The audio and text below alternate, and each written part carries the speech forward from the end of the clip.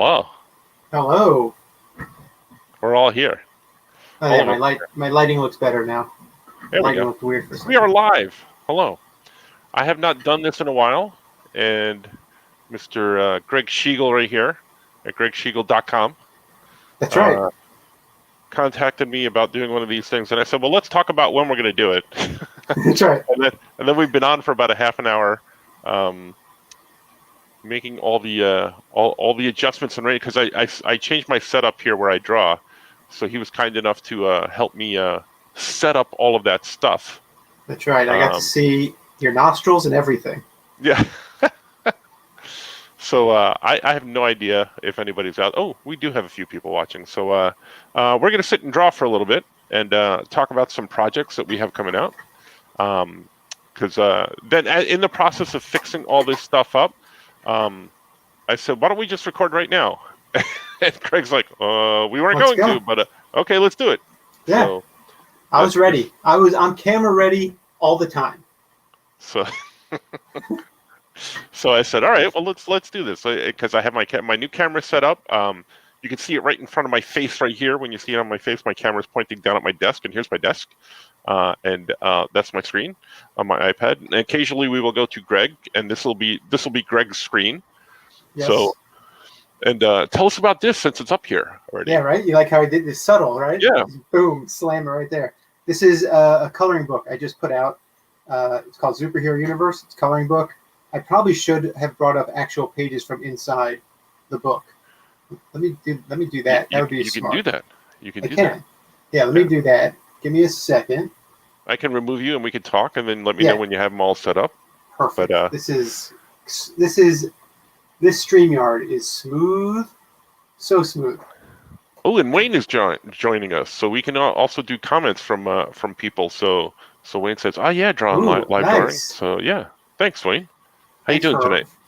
Thanks for watching us. Yeah. Let me find this. So you have Superhero University. Superhero Universe, not university. Universe. That's right. Universe. Yeah. They're not learning. They're already I'm plugging it again right here. Thank you. No, let me. I'm going to bring up some interior pages. That'll be fun to share. Let me just bring up the file. So I'm going to draw as we're going to talk too. So we're and I will also draw. You were fascinated with how I was setting up my drawing, and we could talk about all that stuff too. Yes, the way you build a page is very interesting to me because it's very different than how I do it, which is inherent to people who make comics. It's always going to be different.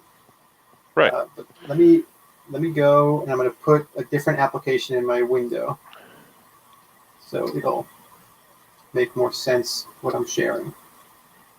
So how have you been, first of all? I haven't talked to you in a while. How's the pandemic treating you? It's I mean, I'm symptom free. That's good. So I consider that a positive. But it sucks. Can we say sucks on here? Yeah, absolutely. Yeah. We can say anything we want. Yeah. Well, yeah, I like to keep it relatively clean. But no, it's terrible. It's unpleasant, and I spend a lot of time just at home. And yeah, I don't like it, but I'm doing what I got to do to be part of the good cause of staying home, etc., etc. I was talking to Brother Bear, and he Mark Hammond from the store, and for the people out there, but sorry, people. He was telling me that we haven't had like a signing in like 8 months, like a live event at the store in like 8 months. So I was like, wow. Nor are we going to have any for a while, but that's just the way it is. But that's. I mean, it would be what, in like a week and a half would be the holiday party by every other year's measure. Probably this week or next week. Yeah. Yeah. Mm-hmm. Yeah. I'm thinking about that. I thought about the fact that usually this coming weekend would be the cookie exhibition contest I participate in. Right. And that one year you made horrible cookies. That one year that I disliked so much. Horrible is it was an experimental cookie, and I told you guys that in advance. You did. Yeah. Mm-hmm. So what you're looking at, we'll talk about cookies in a second. It seems to be what I end up talking about on every podcast or every conversation. So this is what the interior of the book looks like. It's spreads with the character on the right and then a description on the left, and there's a bunch of them. Oh, cool. And yeah, and it's inspired in part by my general love for anthropomorphic animal superheroes. One of the earliest comics I picked up on a spinner rack was a Captain Carrot issue, and then I like Peter Porker and certainly all the Disney anthropomorphic stuff, Robin Hood, all that, and then just a general love for superheroes. And there was a book that I used to have as a kid. I still have a copy of it, called the Mighty Marvel Pinup book. Did you know that book, Franco? Yes. Yeah. Mm-hmm. So the format is sort of like this, where the description on the left and then an awesome pinup on the right. Mm-hmm. So this is inspired in part by that as well. But there's 43 superheroes in this book. This one's one of my favorites. Quick, Wayne fast. says Moonwolf and Crescent look cool. Thank you, Wayne. I mean, I will say, granted, I always worry about this because I worry that I'm going to sound like really tooting my own horn. But what else am I supposed to do? Well, I'm super happy with this book. Yeah, you have to. You have to if you want to get it. And by the way, can we go back one for a second? Is that possible? To Quick Fast? Yeah. No, Quick Fast. Yeah. How long did it take you to come up with the name Quick Fast? Pretty quick. I love Quick Fast. Thank you. It's simple and it's quick and it's fast, and I love it. There's a bunch of characters with names like that. Hold on, I'll show you some others. So there's Quick Fast. There's these two, Hop Chop and Shell Shot, who are a tortoise and a hare, who are partners. Right. Although they're also very competitive with each other. Naturally, as a tortoise and a hare would be, and then they each get their own glamour shot. This is cool. Are you going to do a book with these guys, or? So it's a great question. There are people who have already said, like, "Where's the book?" I'm starting out. So this is an idea that's been percolating for like 5+ years. Like, I have a sketchbook around here somewhere where I've been doing doodles of these characters and coming up with the names and stuff. Mm-hmm. Here's the Gruff. I love the Gruff. Billy Goat that goes. Yeah, I get it. Yeah. Gruffy. Yeah. This character. He's like a Hulk type character where he just gets real large, like March. Yeah, I mean, all these characters are inspired by characters that I grew up with and love, and I think a lot of us probably know and love. Here's a raccoon that wears a mask. Mm-hmm. I think that's funny. Yeah. But its idea has been percolating for a while, and then I have this concept of what books would look like with stories, but I kind of just wanted to get the characters out into the world. And for me, the fastest way of doing that is just drawing them. And I've sort of gotten into this mode of making coloring books, and I like the process of doing it. Yeah. So I've been sort of cranking drawings out. And it was just so much fun to just draw cool pinups of animal superheroes. Here's some teams. I love it. The Animal Alliance and the Justice Brigade. And then these are awesome. So yeah, you don't skirt the question. When is the book? I don't know. Oh. I don't know. How's that for an answer? That was a big build up for nothing. I mean, I'll say this. It's the sort of thing, like, making a book takes a lot of time and a certain amount of resources. So, it's a question of, do I try and pitch the book somewhere? Do I just do it on my own? There's a lot of questions involved. And then figuring out the viability of it in the marketplace. This gets very nerdy and inside baseball, as people say. So it's the sort of thing where I want to see how this does, see if it actually gets people interested, and people, like, if I think there's a viable path towards books, then sure. I'd also love to see toys. That would be amazing. Right. But baby steps. We've been down these roads a number of times. We know that it's a bumpy road at best. So I don't make big plans. In my mind, I imagine great things, but I don't really set those in stone. Mm-hmm. So right now, the book that exists is this book right here. Is it in the camera? There we go. And it's pretty cool. It's 110 pages, and the artwork is big. And it's ripe for coloring and reading. The reading's actually, I mean, again, it always feels weird to toot my own horn, but the reading's pretty good too. I dare say. I love it. Thank you. Now I'm going to switch to drawing. I went to I went to a stealth mode with my camera because I lost I noticed my that. feed to plug it in. So, So my question for you, Franco, is: do you have a favorite animal? Favorite type of animal? I like all sorts of animals. I got cats and dogs here, but tigers. I always like tigers and stuff.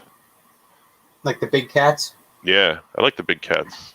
Okay, Cheetahs. I like cheetahs. interesting. I don't Yeah. have a cheetah. I have a tiger. I have a lioness. I have a lion. I have a house cat character, and I do have dog characters. Well, you can have a cheetah, and he could be someone who's on the straight and narrow and never cheats. You know. Is Do you have a clever pun name for this cheetah? Oh, did I lose that? Did Franco? Did you just drop out completely? Ooh, now I have the stream to myself. Yes, yes, yes. Hey, everybody. I don't know where Franco went. He's the host of this thing. We're live. Okay, there he is. Sometimes, yeah, my own show kicks me out. Were you able to hear everything I was saying? No, it Yes. kicked me out totally. Okay, So good. Now I know. Next time that happens, I can really. yeah, let him have it. Yeah, I can really say some truths about the world. And I went to this because I went to this question and then I accidentally booted myself out of my own show. So Oh, am I going to do a Kickstarter? I have no plans to do a Kickstarter at the moment. I thought about possibly kickstarting the coloring book, but then so is the coloring book available right now? Is that it's available right now? If you go to Amazon.com and you Okay. type in superhero, it's the first result, and it's available there, and it's a print on demand. So once you order it, it'll print and ship. I think you get it in like 2 or 3 days. Oh, okay. There you go. Yeah, Johnny did boot me out. He's calling to me from beyond the grave. Oh no. Yeah. He's got those powers. He's got those broadcast powers. So yeah, no plans for a Kickstarter as yet. Again, it's going to be a case of seeing what kind of reception this gets. I mean, it literally came out a week ago, so it's all still very brand new. I'm doing my promotional tour. You're being nice enough to let me do it on your channel, and yeah, we'll see what happens. I mean, it's the sort of thing, and you know this because you're like this too, Franco. Like, there's a million ideas. Yeah. And it's a bit of whack-a-mole, right? Like you get one out, and then your brain shifts to the other one while you're promoting the one that's out, and you kind of bounce around a lot. So well, that's kind of why I'm working on 3 different books at once. So, yeah, okay, all right. Now I got myself back up and running. There we go. So, yeah, I do the same thing. I work on like 3 different books at once, and because I'm very Mr. ADD, as you will. Because Right. I shift from project to project, and I have so many, and you know what it's like working freelance, that you're so into stories and stuff like that I'm like, oh, I want to work on this one. It's basically what you were saying. I want to work on this, or I also want to work on this, and I want to work on this. But then also when you're working on one project for a long time, you know, you kind of need to shift gears. And I know artists that do. Wayne's going to check out Amazon Canada and see if It is available on Amazon Canada. Oh, there you go. It should be in Canada, Italy. Wait, Italy? There's a bunch of markets where you can get it, and it's all priced to your specific currency in your country. Thank you, Wayne. That is very kind of you. I appreciate it. Wayne is awesome. Awesome stuff. If anyone wants to see more preview pages, my social media feed, which is just my name, I did a run of just showing. I think I showed 14 of the images, of the nearly 50 images. It was fun to work on, I must say, and that's why I want everybody to see it. You should work on a book. It's again, I have a vision of what a book would be. But again, there's a lot of believe it or not, there are interesting obstacles to doing a book that shouldn't seem like it has obstacles. There's obstacles to everything all the time. Exactly. So everything all the time, obstacles. Yeah, it's annoying. It is quite. Yeah, and I say that as somebody who knows that I've had fewer obstacles than other people, so it's like I get it, but the obstacles are still annoying. So what else you got pipeline book-wise or anything out there? Because you have Pix is still available for people, yes? Pix is still available. That's available at my website. So gregschigiel.com, you can get copies of my 2 Pix graphic novels. And then it's a lot of me working on things that don't have a home yet. So it's me just sort of putting sample pages together and then doing freelance work to continue to be earning a living. That's actually I've been doing this year. If a good thing has come out of this year, and there are very few, and almost all of these things I would trade for it not to have been the year it was. Right. I've been doing freelance work for SpongeBob, the cartoon. I've been doing some storyboard cleanup and character design. Oh, okay. So that's been fun. That's been a nice different. I mean, I've been doing SpongeBob stuff now for 20. Well, you worked on the comic for a real long time too, right? I worked on the comic for a very long time. Yeah, for its entire run from 2010 to 2018, I think is when it ended, and then at Nick Magazine before that. So. And now you're working on storyboards for the actual production. For the actual show. I'm not doing full boards. I'm doing what's called plussing. So I get sent a board, and then they ask me to sort of clean stuff up, put stuff on model, that kind of a thing. Mm-hmm. Which is nice work if you can get it, and I'm happy to be getting it. And then the character design is they'll say, we need a SpongeBob in this outfit. Can you design the outfit? Based on the existing storyboard, and then I do that, and I'm happy to. Well, that's pretty cool. It is pretty cool, and it's work, which is nice. In a year where work can be challenging. So this was just kind of like like I was saying before, it was a setup, and Greg is like, hey, I'd like to come on and talk to you and stuff, and I said, all right, well, let's set up a time, and I hadn't set up my new workstation here because I got some risers for my computer and I got a new camera mount for my overhead camera, and I said, well, let's set this up because I haven't even done that part. So right. I said I wasn't ready to record tonight. So then in the process of talking and speaking and as we were. It's now all set up. So I said, let's record. Yeah, you're like, the world needs to get in on this. Right. They need to hear the gems. Well, you heard my confessional before. It's like I've been meaning to get back on and do these because Art does a show like every day now. Does he really? He does a show every day on Facebook and YouTube and stuff like that. And we were doing one, I was doing one and stuff like that. But with my day job, I'm in front of a camera, 8 hours a day now, which I don't want to be. I'd rather be teaching like in a classroom, but I'm in front of a camera, and I'm like, I told Artie the other night, I said, the last thing I want to do is just be on camera again, but I should be coming on and doing this because I haven't, and I do like to draw.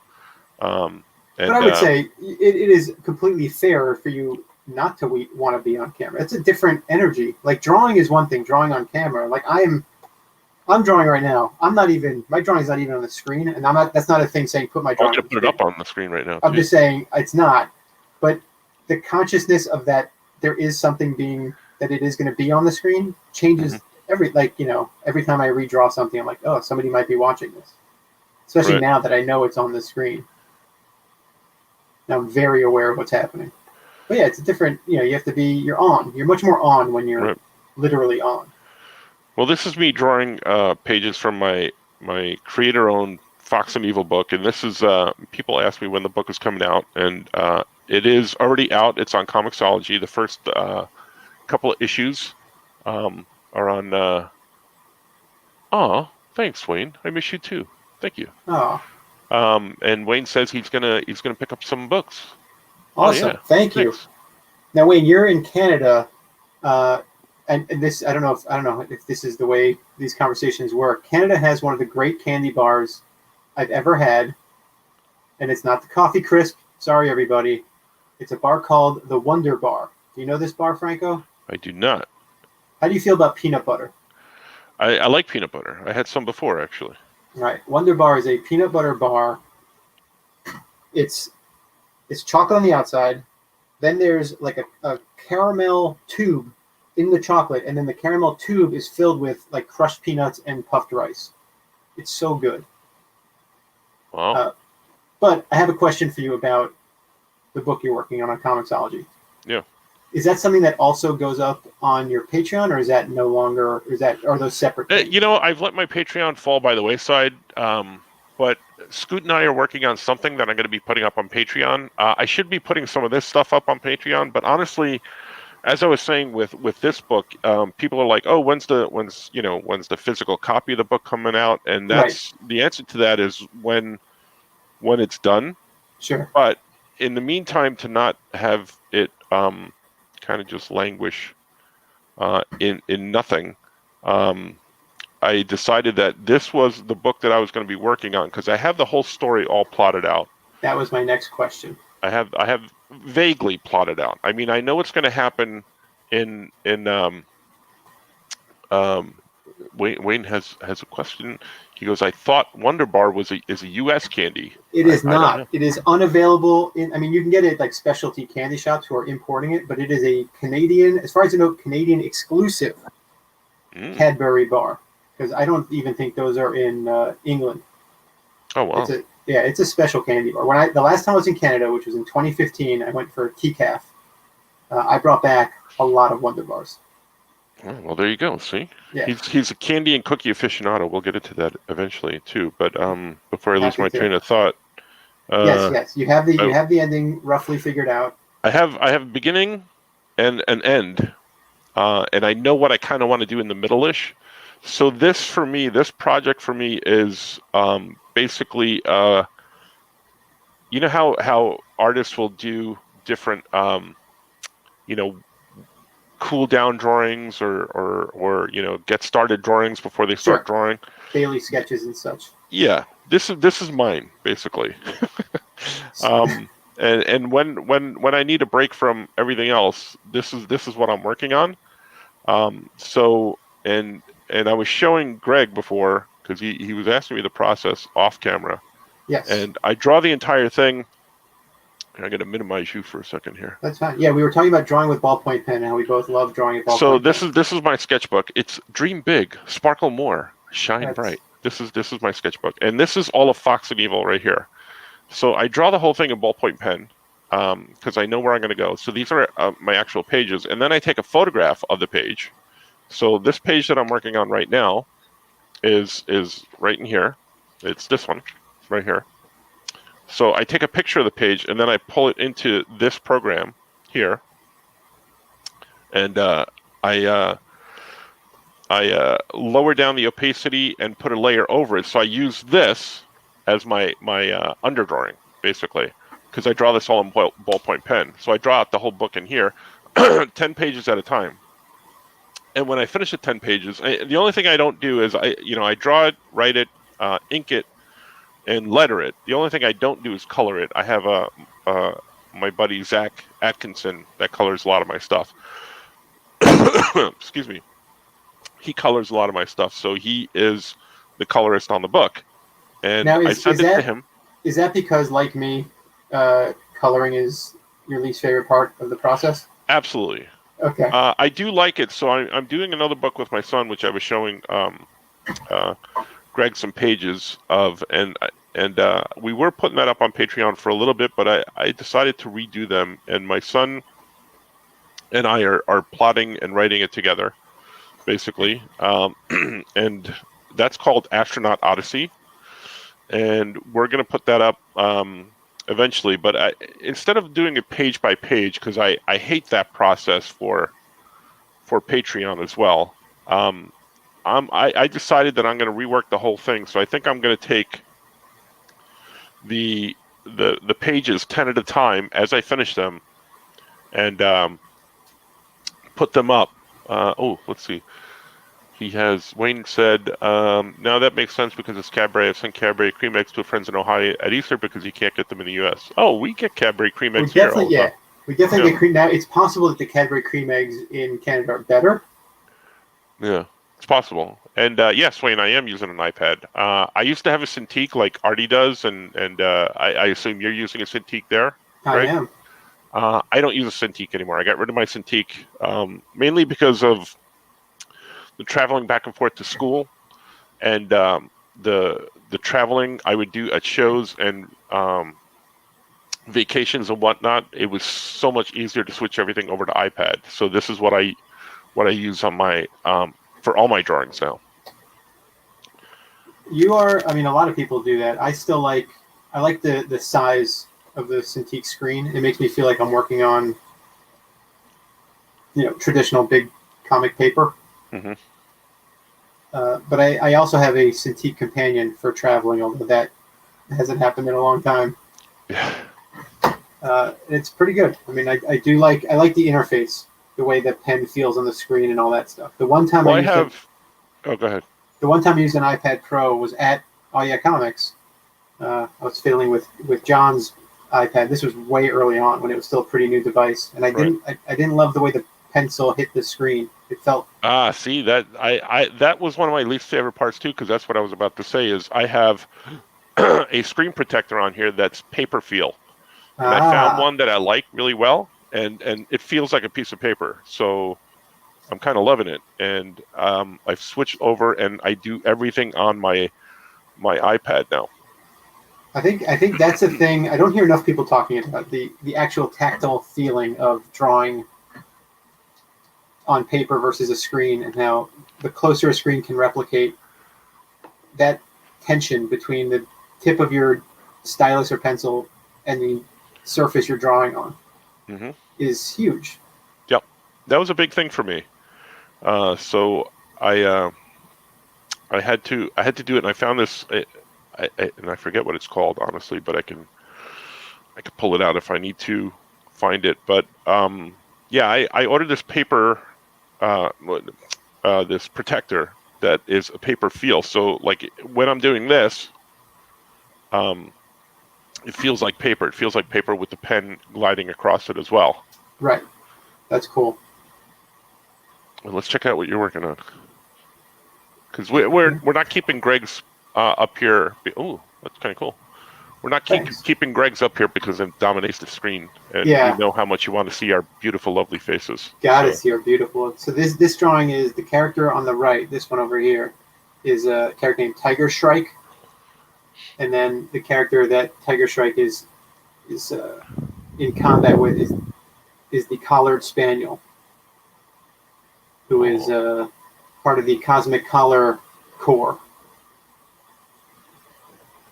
which is a collection of dogs with these cosmic powered collars. They all fly around and shoot blasts and stuff.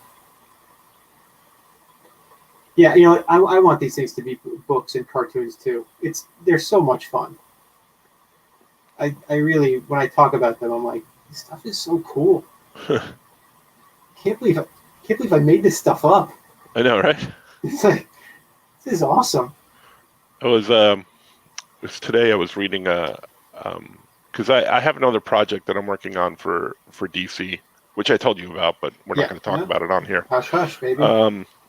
But respect the process. But I was reading the script because it's been a while now, because I'm actually going to be doing some artwork for it, so I'm like, I had to pull that out. But also other artists are working on it, so I was reading the material over, and I caught myself like laughing at it, and I'm like, oh, this is funny. What a great feeling. And I'm like, I forgot I wrote that, type thing. And I mean, not that I forgot, but like, I haven't seen it or read it in a while. And then I look at it and I'm like, oh, that's pretty funny.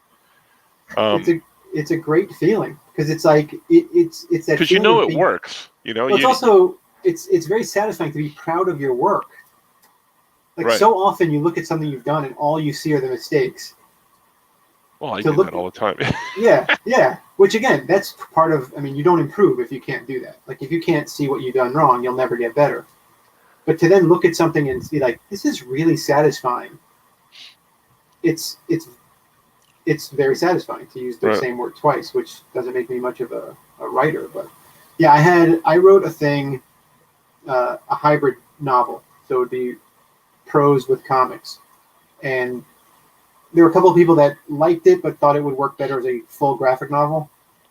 And I sat and I tried, like I went back and reread it to adapt it, and I was just like, no, man, it works the way it is, and if I start adapting it, I have to cut things, and I do not, and it's not like the expression in screenwriting of kill your darlings. It's not that. It's like there's good stuff in this book, and I don't want to lose it. So that satisfying feeling of reading something you've done is, I don't know, it's Right. cool. Especially if you make yourself laugh. That's tough because, I mean, a joke, you know the Well, joke's coming. I think I'm hysterical, so That is true. you know. That is true. Oh, remember when we used to like take those drives to New Jersey? Those were the days. Yeah.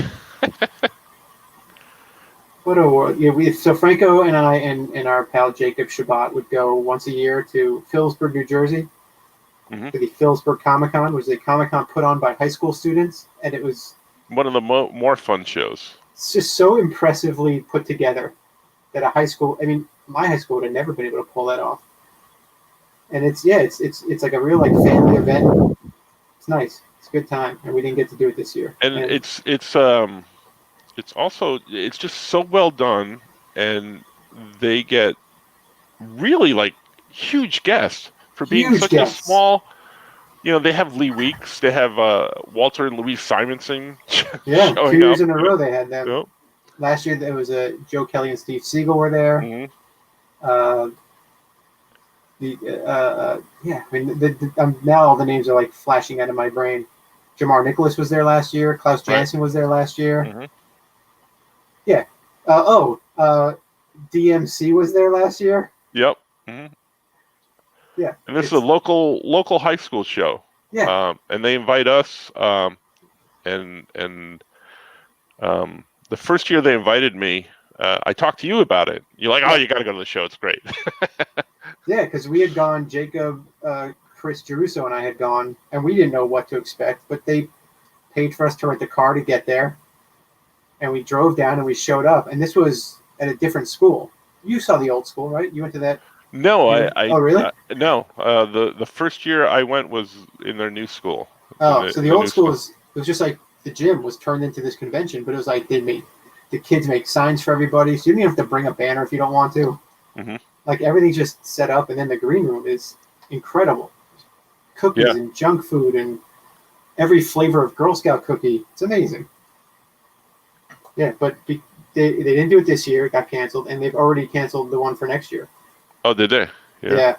I think they're gonna attempt to do a virtual thing. Yeah. I got something in the mail, and that is totally on me. I am so bad that I totally ignore all emails. So that's on me. Sorry. That's all right. I think they'll be okay, and they'll probably email you again as they get closer to figuring out how they're going to do their virtual. Have you done any virtual shows this year? Just the one with you when we did the serial one for Oh, Baltimore. yeah. I was supposed to do something else for Baltimore, but then at the last minute that got canceled. They asked if I would do a painting, and then they would check in with me all day on Sunday, but then that got kind of turned around, and they had to cancel, and they were very apologetic, and I'm like, don't worry about it, it's fine. Right. It's fine. But then it was supposed to be part of another one, but then that fell through.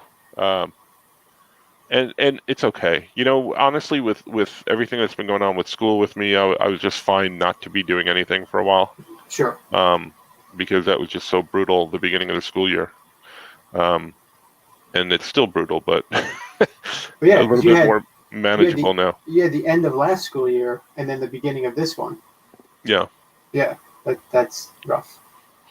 Yeah, I did the serial thing in Baltimore, which was a lot of fun, and then I did stuff for Cartoon Crossroads Columbus, which was interesting because they did that one. Some of it was done on Discord. Do you know anything about Discord? I've heard of it. Yeah, but I had also only heard of it. It's basically like a closed loop social media, but you can stream video and stuff, and that was cool. It's basically doing what we're doing now, but for a specific invited group. Oh, okay. Then I do know what that is. Yeah. Yeah. So I did like a drawing demo thing on there. That was fun. I think that's it. I think that's all I've done virtual style. I know people are doing like virtual school visits. I haven't done any of those. as yet. Yeah, if you'd like to, you can do my school because I'm inviting. One of the things I found is uh um I oh sorry, I'm going to Wayne says you had me at Girl Scout cookies, and he says Yeah. you sounds like an awesome con. It is. It really is a fun con. If it's a 1 day thing, it's only like about 7 hours, 6 7 hours long at the most. Yeah, I And think it's $5 to get in. All the money yep, goes to charity. hmm it's just a really fun show. Um, but yeah, Yeah, if you and want to come in on a school visit, just to talk to the kids for about 40 minutes, it's my drawing and painting or my AP kids, the ones that are going to college. right. So I had one of my former students come in because I said, "Would you be interested?" And she was gung ho. She had a great time. The kids had a great time because I find it's one of the few things because art over online is real hard to do. Yeah, But one of the good things about this was, being able to talk to these artists. So I have Sarah Richard coming in 2 weeks, um, nice. coming in to talk to the kids. Um, so she goes, well, I just can't do early morning. I'm like, no problem. We'll set it up for the afternoon. But usually that class is early morning. So um, Define early morning. early morning, 8 a.m. Oof, that is 8 early morning. 8:30. Well, not early because my first class is 7 a.m. So that's my third period class. That is. I mean, So I've been falling asleep at like 3 or past 3 a.m., which probably isn't the best, but it's what I've been doing.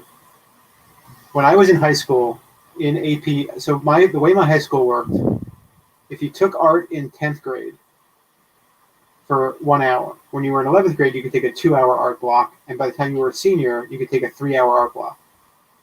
So that's what I had.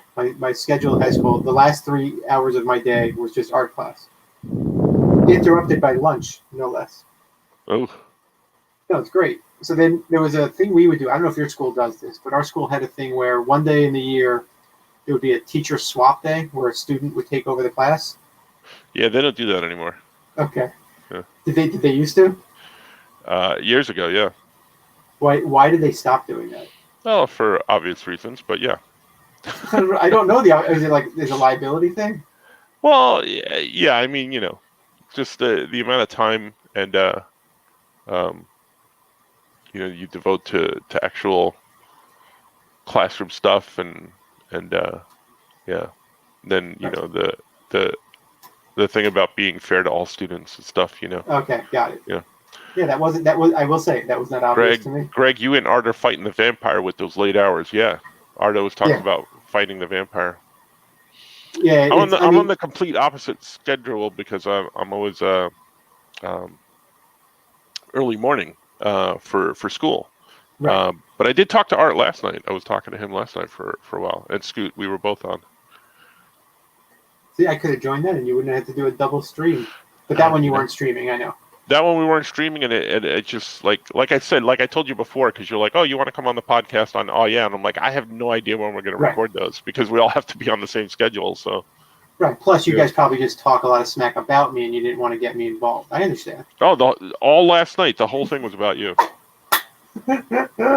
But anyway, I was saying, so we did this. We would do this teacher swap day. So I was the art teacher for the day, and boy, oh boy, did I pull some. I mean, basically the class was I just showed cartoons for each hour, Uh-huh.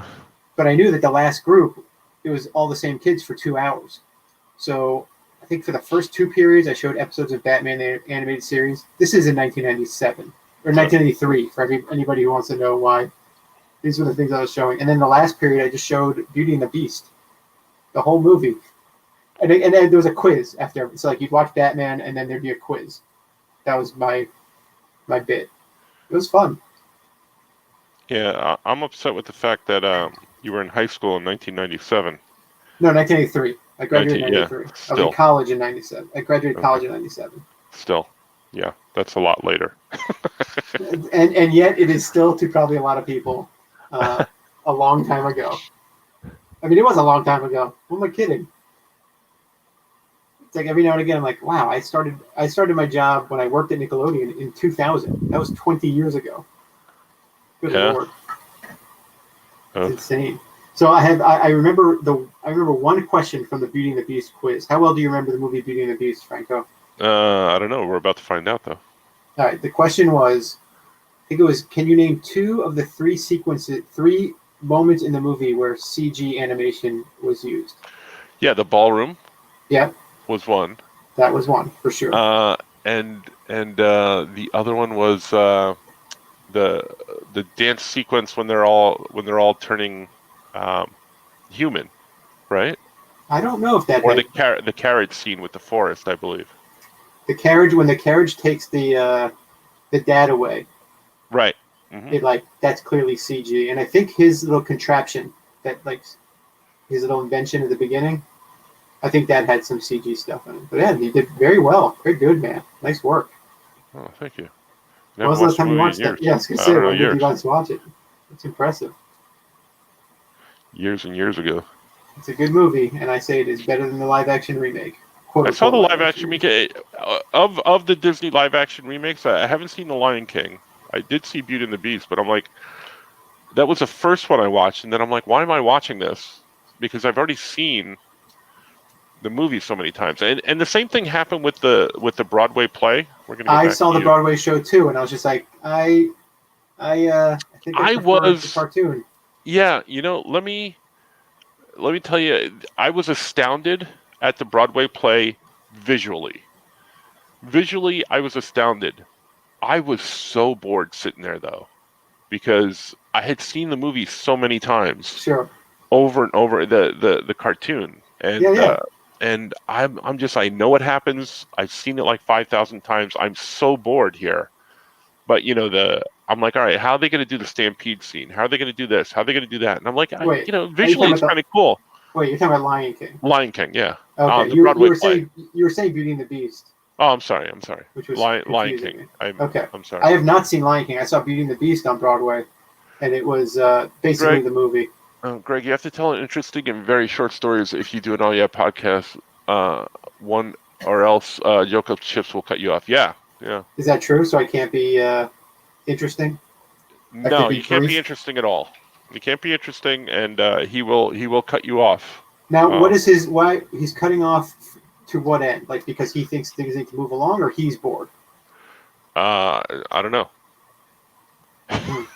Interesting. I tried to tell a story of my. Was that Wayne telling me that? Wait, was that Wayne telling me my stories are long and boring? Is that what he's? Is that? No. He's telling the truth. He's speaking truth to power. Because I was trying to tell. The last episode we did was a Halloween episode, and he was yelling at us because no one was talking. And then I said, "All right, I got a story," and I started to tell the story, and I got maybe 3 sentences into it, and he cut me off, and then he pissed me off, and then I didn't talk for the rest of the podcast. And he said, "Oh, you're gonna be." He goes, "Well, you're gonna be a little baby now," and I said, "Yeah, no." He goes, "Tell your story." I'm like, "No, I'm not telling the story." So I refused to tell the story, and it was a good story too. All right. What was the topic of the story? It was a Halloween party that, or something Halloweenish that happened to me when I was in college. And what was his? This sounds interesting. What was his rationale? Dante's here with us. Julie Taymor's design of Lion King was impressive. The story, though, for the exception of the new bird character, was boring. Yes, see, Dante gets it. Yeah, exactly. All right. So I believe Julie Taymor did the Spider-Man. She did. Yes. Broadway musical as well, and again, I thought it was visually great, even though they had a lot of problem with the wires and stuff like that, and Spider-Man and stuff like that. I thought visually it was kind of cool. Did that make the news? The wire stuff, was that a problem that people talked about? Yeah, because Spider-Man would get stuck in the middle of the air. Yeah, I know. Or he'd fall. You're being sarcastic. Yeah, okay. He would fall and break like several limbs, right? Yeah. Didn't that happen a few times? Yeah, he fell and broke something as well. So broke his crown. Yeah. So okay, so then what was I could tell the story here because it's not on the All Yet podcast. But wait, before you do, what was? I don't have to, but I don't know. Only if Wayne or anybody else wants to. But I won't stop you. But my question is, what was his like? What made him step in and interrupt you? Like, what was his rationale? I don't know. Sometimes he just gets a stick up his butt. So Like maybe it was a Halloween story and he was like real scared and he didn't want to. no, he was just no. Because then Scoot tried to tell a story and then he cut him off too. So It sounds like you don't like stories. yeah, Dante's saying everyone got hurt at some point. I remember that. Yeah. And or the arcane actress got hit in the head with a light. Yeah. I saw it actually when it was in previews. So when it opened, they switched acts. One of the acts I saw, they switched it and made it the end. And I'm like, really? Because it made sense when I saw it, and then when it actually came out, people were like complaining about, the story making no sense. I'm like, well, it made sense when I saw it. Huh. Well, please, I might tell the story. I'm happy to hear the story. It was Yoko being jerkish. Yes, please. I would like to hear it. I think you had too much wacky stuff that night. All right, that's two votes to hear it. I'll be the third. Let's hear it. Okay, so this is the Halloween story I didn't tell on the Oh Yeah podcast. All right, but here's the compromise. When you tell the story, put my screen up of the drawing. Yes, absolutely, I will. Let me just fix this one line before I forget. Of course. Because I usually don't do this when I'm drawing by myself. So let me fix this one line. You fixed the line. It did. I fixed it. There it is. Fantastic. Okay. And then I'll clean up my pencils on this figure here. So all right, you're in college. It's Halloween. Go. Hold on. I think I screwed up something here. Yeah, I don't know what I did here. So yeah, I'm in college, and my buddies were hanging out, and I went to a mostly commuter school. I went to Adelphi University in Long Island, and it had a lot of commuters as students. But I and my buddies were one of the few, not few, but on the weekend everybody would go home, even if they did stay on campus. Most people live close enough where they went home for the weekend. So I was like an hour and a half away and didn't have a car sometimes, but this weekend I happened to. So did you steal that car? No, it was my car. Okay. It was my car at this point. So they were hanging out. They weren't going home. My two buddies. Matt's here too. Oh yeah. Let's see. Matt said it was a very awkward episode the night Johnny kept cutting people off. Yes, it was. This sounds like Johnny was haunted on Halloween. Yeah. That's because Tamer getting fired from the show legally. They had to change it. Oh, I guess so. That makes sense, Dante. Dante knows his stuff, man. Yeah, he does. We have people that come onto these shows and they know things, and I'm glad because I don't know anything. Yeah, that is some Broadway knowledge. Yeah. Good on you. So what happened was it was Halloween weekend and almost everybody had left campus, and I said to the guys, I said, well, what are we going to do?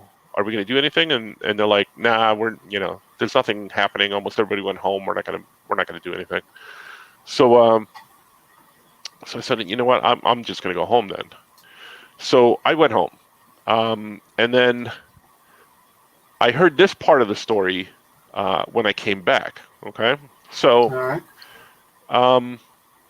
I'm trying to decide what part of the story to tell, and this is what I was doing.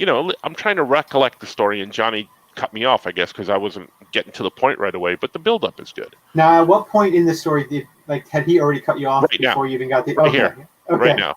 This is where he cut me off. So nobody out there listening has heard any of this. Now it's all fresh. Now it's all fresh. All of it. No more reruns. So he cuts me off, but I said, okay, so I'm going to tell the story from their point of view. I heard this afterwards. So my buddy Chris, he's big guy, muscular guy, bigger than I am, and I'm like 6'3", 6'4", and he was like same height as I was, and he had a bigger build, broader shoulders. Sure. So my buddy Dennis was a shorter guy, and they decided that they were going to go to a Halloween party. At the last minute, they got invited to it, but they didn't have costumes or anything because we had talked about that. We don't even have costumes. That's why we're not going to go anywhere. So then at the last minute, they were invited to a Halloween party. I had already left. So they decided all right, they're going to go to the party, but they had to go get costumes. So they go to the costume store, and the only thing they had left was a priest costume for the shorter guy, Dennis, and a nun costume for the guy, Chris, the big guy like me. Sure. So they decided to take those costumes and go with those to the party. So they're at the party, and they're doing what they do at a party. Sure. And my buddy Dennis drove because he had a car. And halfway through the party, my friend Chris comes in, and he goes, I need to borrow the keys to the car. And my buddy Dennis is like, even back then, I got to say, we were responsible again. Oh, see, John's on here. He says that story again. Uh-oh. Yeah. Uh-oh. No. See, screw you, Johnny. You're not on here, so I'm going to tell it. Screw you. Okay? So. No, see, now I don't want to tell it because Johnny's here. Screw it. Well, I'm not also, telling the hold story. on. It's not this story again. It's this story for the first time. Yeah. Mm-hmm. Yeah. So I'm not going to tell it now because Johnny's here. I'll only tell it if he leaves. I have a question about this story. So Yeah. I can't remember if you said which of the friends was relaying this to you, or they both were relaying it to you. They both relate it to me. Yeah. Okay, so there's not one specific point of view. No. Okay. But now I don't want to tell the story again because Johnny's here, and he's probably yelling at his screen right now, at home. Man, this is hot drama, baby. So, all right, continuing with the story. So he goes to my buddy Dennis. He goes, I need the keys, and he goes, I'm not going to give you the keys. You're drunk. Sure. And he goes, no, I'm not gonna drive. Oh boy. I'm not gonna drive. I just need to get something out of the car. Ooh, damn Yoko Chips. That's right. Damn you, Yoko Chips. Ooh, and he's leaving. That's Fine, it, he's leaving. leaving. Good. He did it. Good. Okay. So he says, I need to get something out of the car. And he makes him, you sure you're not? Yeah. He goes, so he comes back maybe about an hour and a half later, and he's like full of mud. And he goes, you all right? Yeah, it's all right. So they go to sleep. They slept there. They didn't drive home. The next morning they get up and they go to the car, and my friend Dennis finds something in the car. Okay. And he's like, are you serious? And they drive home. He goes, yeah. And they drive home. Okay. Now I'm going to pick up the story there. I'm not going to tell you what it is because I'm going to pick up the story when I come back to my dorm room. Chris was my roommate at the time. Right. So, okay. Now, just so I can keep track, Chris is the one that went to the car for the hour? Yep. Mm-hmm. Okay. So, and Chris is dressed as the priest or the nun. Or the nun. Okay. Okay. So I come home. I'll get to what happened to the car, but yeah, of course. I come home. I come back to my dorm room, and I open up the dorm room, and I put my key in the door, open it up, and there's a 4-foot concrete statue of the Virgin Mary in my room. All right. And I look around for a second, and I'm like, am I in the right room? What's happening? My reaction is, why is there a Virgin Mary? And she's in one of those half clamshells, like this, standing up, Okay, sure. One of these things. So I'm like, why is this thing in my room? So the story I got was, Chris got drunk, and when they drove into this party, he saw this Virgin Mary on someone's lawn. And he decided, since he was dressed as a nun, it would be funny to go get this Virgin Mary. So I'm like, why did you do this? And he goes, I thought it'd be funny. He goes, but it was a real bitch getting it over the chain link fence because they had a big chain link fence around their property.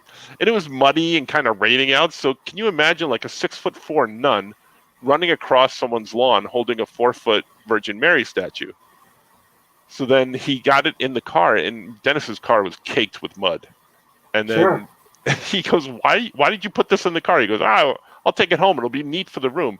He goes, Franco's going to get pissed. He's going to want this in his room. And Dennis was correct. I did not want this thing in my room. You didn't want a 4-foot statue of the Virgin Mary in your dorm Not room? really. Not really. College? Yeah, growing up and going Catholic and going to church, and that was never, Also, how big was this dorm room? It was a small dorm room. Yeah. So this thing was right in the front. When you come in, you like bump into this thing. You just barely had room for the door to swing open, right? Right. So this thing is in here, and I'm like, what the hell? And he's telling me the story was a real bitch getting it over the chain link fence, and I'm like, we got to get rid of this thing. I don't want this thing in my room. He goes, I went through so much trouble. We're gonna, it'll be fun, fun. The chicks will dig it. I'm like, there's no chick that I know of that is going to dig this thing. I'm just letting you know. Yeah. And he goes, no, it'll be fine. So then I go out with Dennis. We go out to get some food, whatever. And Chris, hangs back. And his father came to visit him. So I didn't know his father was coming to visit him. So I come back to the dorm room, and his father is there. And he gives me one of these very disapproving looks. Right? Oh, somebody got thrown under the bus. And I'm like, oh, hi, Mr. So-and-so. He goes, I'm very disappointed in you. I'm like, why? And he goes, how dare you, take this from someone's lawn and put it in your dorm room, it's sacrilegious and this and that and the other thing. And he's blaming me for it like I took the thing. Yeah. So apparently Chris had told him that I had gone to this party dressed as a nun and had stolen this statue. And at this point, the only thing I could think of saying was, he goes, are you proud of yourself? He tells me, and the only thing I could think of saying was, yeah, it was a real bitch getting it over the fence, the chain link fence, because it's the only part of the story I knew. Yeah. So he goes, well, young man, you get rid of this. And how dare you, don't be a bad influence on my son and blah, blah, blah. I'm like, are you kidding me? But, he's a buddy. You don't rat him out. So then when the dad leaves, I turn to Chris. I'm like, you're getting this freaking thing out of the room. We're not keeping this thing in the room. And he goes, all right. So across the hall from us, the way this dorm was set up is there's a trash room. That's where you would throw out your trash in this little closet, maintenance closet across the hall from our room. Sure. So he winds up putting it in there because that's where all the trash goes. So he wanted to get rid of it. So this thing wound up staying in this room for weeks. The trash room. And actually, I went in there a few days later, and there were pennies thrown at the floor of this thing. So I guess the maintenance people were actually praying to this thing. Or at the very least, unwilling to throw it out. Yeah, and there was money surrounding it, like pennies and coins and stuff like that. Like a wishing well, yeah. And it stayed there for like a month.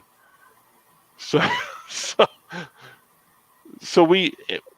I was just haunted by this thing. Every time I would go throw the trash out, it would be there. Yeah. And that's the end of my story, and I think it's an awesome story. So there. It's a good story. I wonder if you would have been able, and who knows if John is actually still watching, and maybe he can chime in. I wonder if you had started this story with, when I was in college, I had gone home for Halloween weekend, and when I got back to my dorm room, there was a 4-foot statue of the Virgin Mary in there. If you start with that, no, you don't think so? It's the build up. I think it's better that way. Well, look. There's different ways to tell a story. Yeah, it was my story, my way to tell a story. Johnny had no. I enjoyed the story. I'm saying, and again, this is a question for John, who might not be hearing this. Would he have stuck around and waited to see what was going to happen if it was one of these, like a TV show will show a scene and then say like 3 days earlier, which I don't particularly like because then I'm just waiting for the. Oh, I hate that. Yeah. The thing to happen. Right. There was a show on Netflix. What was it called? Bloodlines. Did you watch Bloodlines? No. It was pretty cool, except for that it wasn't, because it had the whole thing kept flashing forward to an event we hadn't seen, and then like all you're doing is waiting for this stuff to happen. And you kind of know what's going to happen to a lot of these characters because the thing they keep flashing to hasn't happened yet. Right. It's frustrating. No. Sounds like that friend Chris. Are you still friends with that guy? I haven't talked to him in years. I mean, we left friends and occasionally, I guess we could pick up talking about things as if Dennis I'm still friends with, and I still actually I just got a Christmas card from Dennis. So Greg, nice. He didn't have the patience on that night. Yeah, I guess. But what else were you guys doing that he was so impatient? That's my question. We had just started the show too, so yeah. Like what was his what was your agenda, John Suntress? If you are still there, and I get the suspicion you're not, but maybe you are, but you don't want to reveal yourself. He did not have no agendas. All right, John, if you watch this later on YouTube, email me the answers to my questions. We can have a separate side chat. Franco never has to know. No. No? never talking to him about this ever again. No, that's what I'm saying. I will talk to him about it. Oh yeah, no, You I'm not think? gonna. I don't think you should either. Well, I have a feeling. I have a feeling I'm not going to get an email about it at all. So I'm not losing any sleep over it. But see, it's so anticlimactic now because he wouldn't let us continue with it, you know.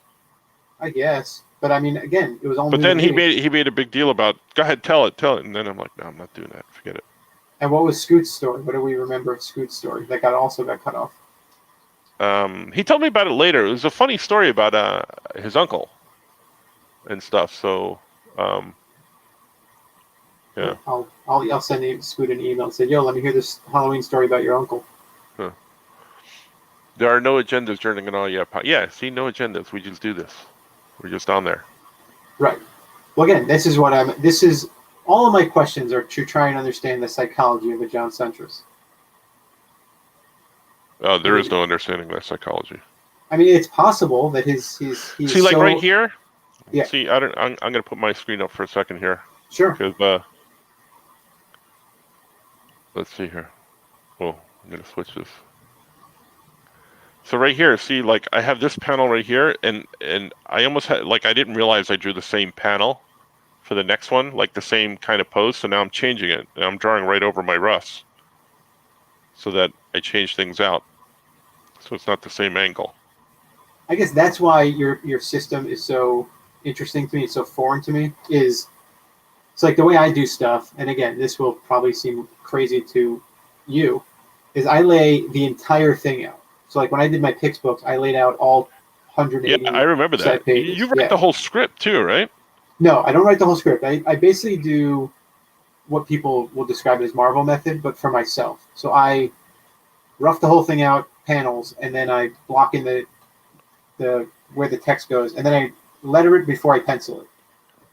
So I script it and letter it before I pencil it. So I make sure I have room for all the lettering, and then I start penciling. But the whole thing is laid out well in advance. I might change things on the fly as I'm going, here and there, but for the most part, all the storytelling is sorted, all the angles are figured out, and then everything becomes like mechanical craft of drawing stuff. Yeah, I guess. But since this is mine, I don't do that. Again, I'm not saying for you to do it that way. I'm saying why your version. When I write scripts for other people, then it's definitely that. You know, and now I've just abandoned writing scripts altogether. Now I just do thumbnails as a script, which I know would freak you out as an artist. Not necessarily. When I did stuff for SpongeBob Comics, a lot of the job would be I would get thumbnails, and my job was to put it on model, which was great because it's you know there's no the storytelling, which I do enjoy quite a bit, is the hardest part. It's like the most. Not hardest, but it's the most taxing mentally. You know, figuring out the puzzle of the page and all that stuff. So if that stuff just gets handed to me, then it really is the job is just drawing, and the drawing. I seem to remember that we had a conversation once where you're like, "Oh no, that method just wouldn't work," and I don't know what we were talking about. I assume that we were talking about a script method, but I could be making that up in my head. It's also possible that you were having that conversation with Chris, and he was saying Greg would hate this. That's possible too, yeah. Yeah, which is possible, but also again, it depends on the circumstance. Again, the SpongeBob stuff was pretty great because the job was basically to take the existing layouts and put them on model. So there was very little thinking involved. I know that you and I have had conversations about not ever being able to work together. I believe we talked about that on my podcast, on the Stuff Said we did. That's right, we did. Yeah. I mean, I would imagine we'd probably find a middle ground somewhere. Mm-hmm. But you know, we'd have to communicate. But yes, I can also imagine a scenario where the way you do things would frustrate me, and the way I do things would drive you crazy. This seems about as easy a bet as anybody could make. So, yeah, I don't necessarily disagree with the sentiment, but that's fine. We don't have to be working together. We can be potting, Drawing John. So what were we talking about before? I forgot. Lost. If Virgin anybody out Mary. there has any questions, they can shoot them our way too. Not that anybody would find any of this riveting, but There's people watching. I think so. Yeah. Now, a question for Dante: Is he specifically a Julie Taymor? Does he know Julie Taymor stuff, or are you I think knowledgeable of musicals in general? I didn't put up one of the comments, but he's a NYC Broadway nerd. He said in Okay, one of his comments. got it. That explains it. There are some I'm not a very. nerd. I like to go to a lot of Broadway musicals, and you and I have met up on occasions when I've been down in the city. Yes. Here and there. I haven't been to many. There are some I like. I mean, I'm a big fan of Into the Woods. That's my go-to. If somebody says, "What's your favorite?" I saw that in college, and it like rewired parts of my brain, just the structure of it, what it did. That's an impressive one. Have you watched this thing, Jingle Jangle, on Netflix? Not yet. We started to. We got like about 5 minutes into it, and my wife started to fall asleep, and I'm like, "Oh, we're not watching it." She goes, "No, keep it on." And I'm like, "No, it's a movie that you said you wanted to specifically watch." So I'm not going to have to keep explaining to you every 5 minutes what's happening. So we'll watch it at another time. We haven't watched it yet. What we did start to watch tonight was the Queen's Gambit. We're about 3 episodes in. Everybody says it's great. I'm enjoying, and not what I thought it was going to be so far. So I've also not watched it, but everybody says it's great, and at some point I might. But there's so much, like there's no end of stuff to watch. It's kind of great, isn't it? I remember when I was a kid, like I didn't have anything to watch, like just the 5 channels that we had, and there was almost nothing on ever that was you would go and draw and make up stories. Right. Yeah. But I was a kid that constantly had the television on. Oh, so all did the I. time. Yeah, I would draw with the TV on. I would do my homework with TV on and everything. Same here. We're such a shining example for the youth of today. I know, right? Well, you know what's weird? I think I talked about this before. Is my son doesn't even watch TV, basically. He just watch YouTube. He watches YouTube. He'll watch shows here and there, but nothing like on a. I saw him right in the 90s, got sucked into it. Dante says my favorite are Book of Mormon and Passing Strange. Yeah, I love Book of Mormons and Wicked. I love Wicked. Wicked did something to me. I don't know, maybe. See, I never saw Wicked because I'd read the book ages ago, like in the late 90s, and the book is awesome. Right. Never read the book, saw the play, and saw it when it had just after it had just opened with the original Broadway cast. So Joel Grey, Kristen Chenoweth, and Idina Menzel. So who was Joel Grey? Was he the wizard? Yeah. Mm-hmm. Okay.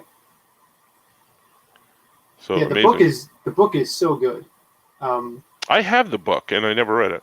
Yeah, the book is awesome. His follow-up books did not do anything for me. I read like 3 more of his books and I just checked out. But then I remember seeing, I guess it was Idina Menzel on Letterman singing "Defying Gravity," right? Mm-hmm. That was her. Oh my God, yeah.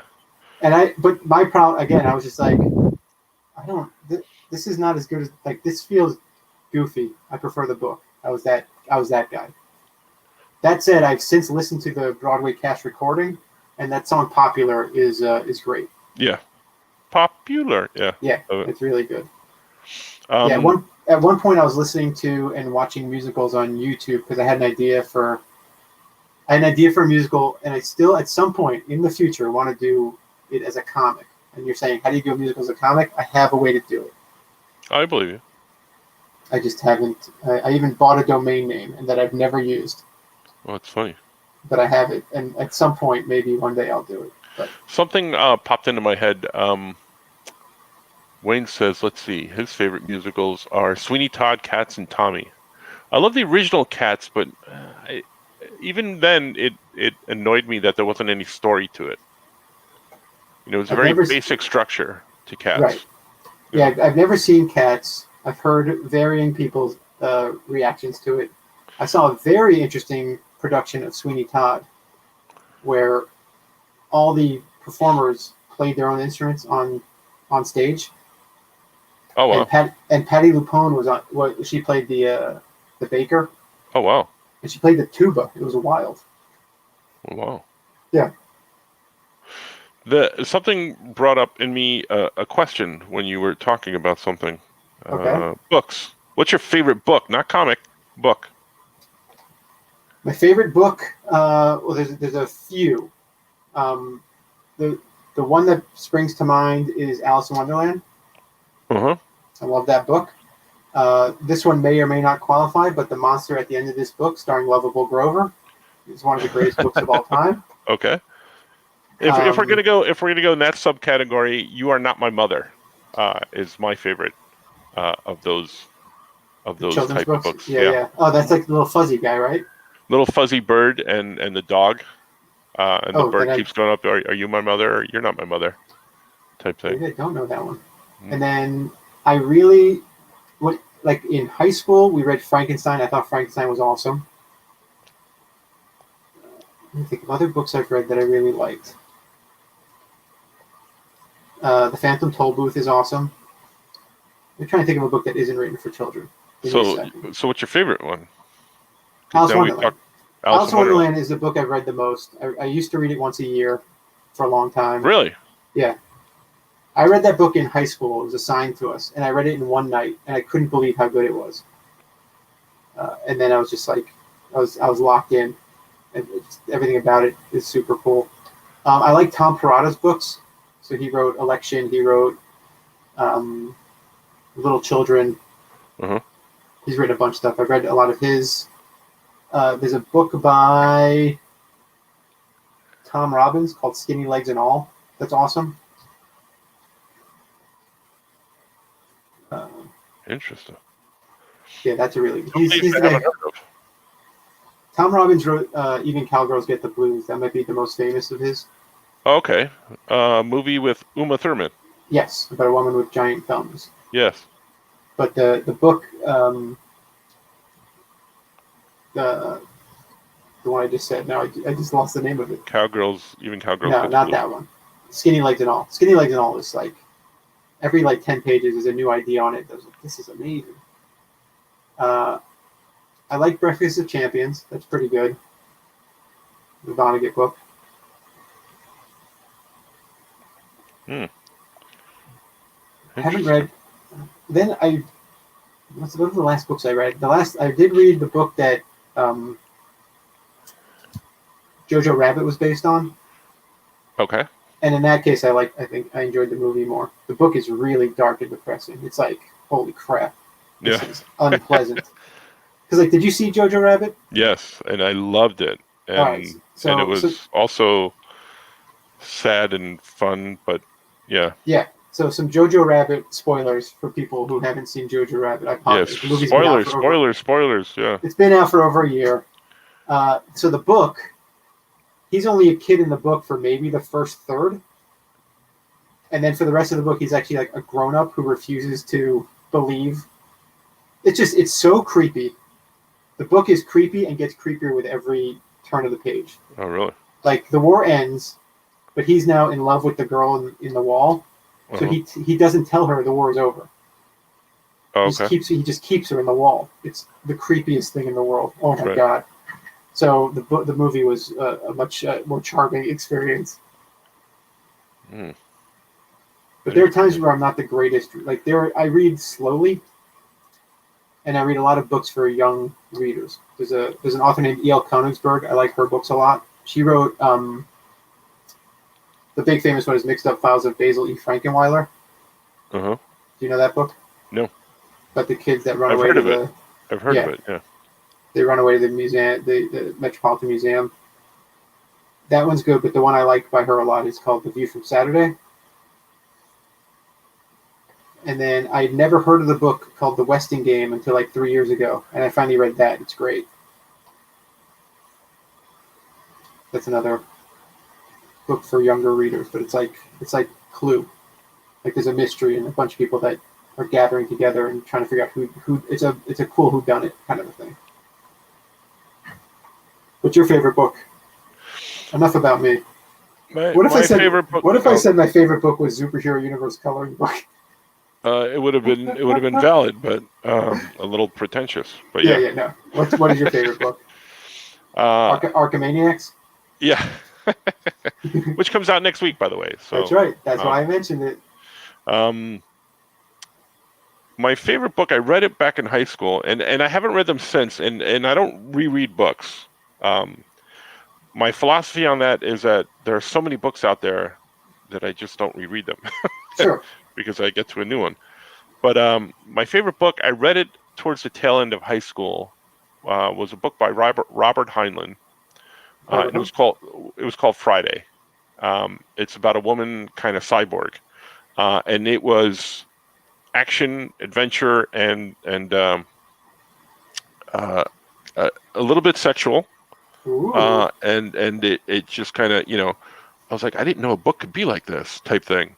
Right. And then that was my favorite book for a while, until a couple years later, because I read a couple of Heinlein books. Like I read Puppet Masters, and I read I forget what else, because I'm like, oh, this guy's pretty good. But then I read Stranger in a Strange Land. Okay. And that is one of my favorite books. It's about I've definitely heard of it. Yeah, a human who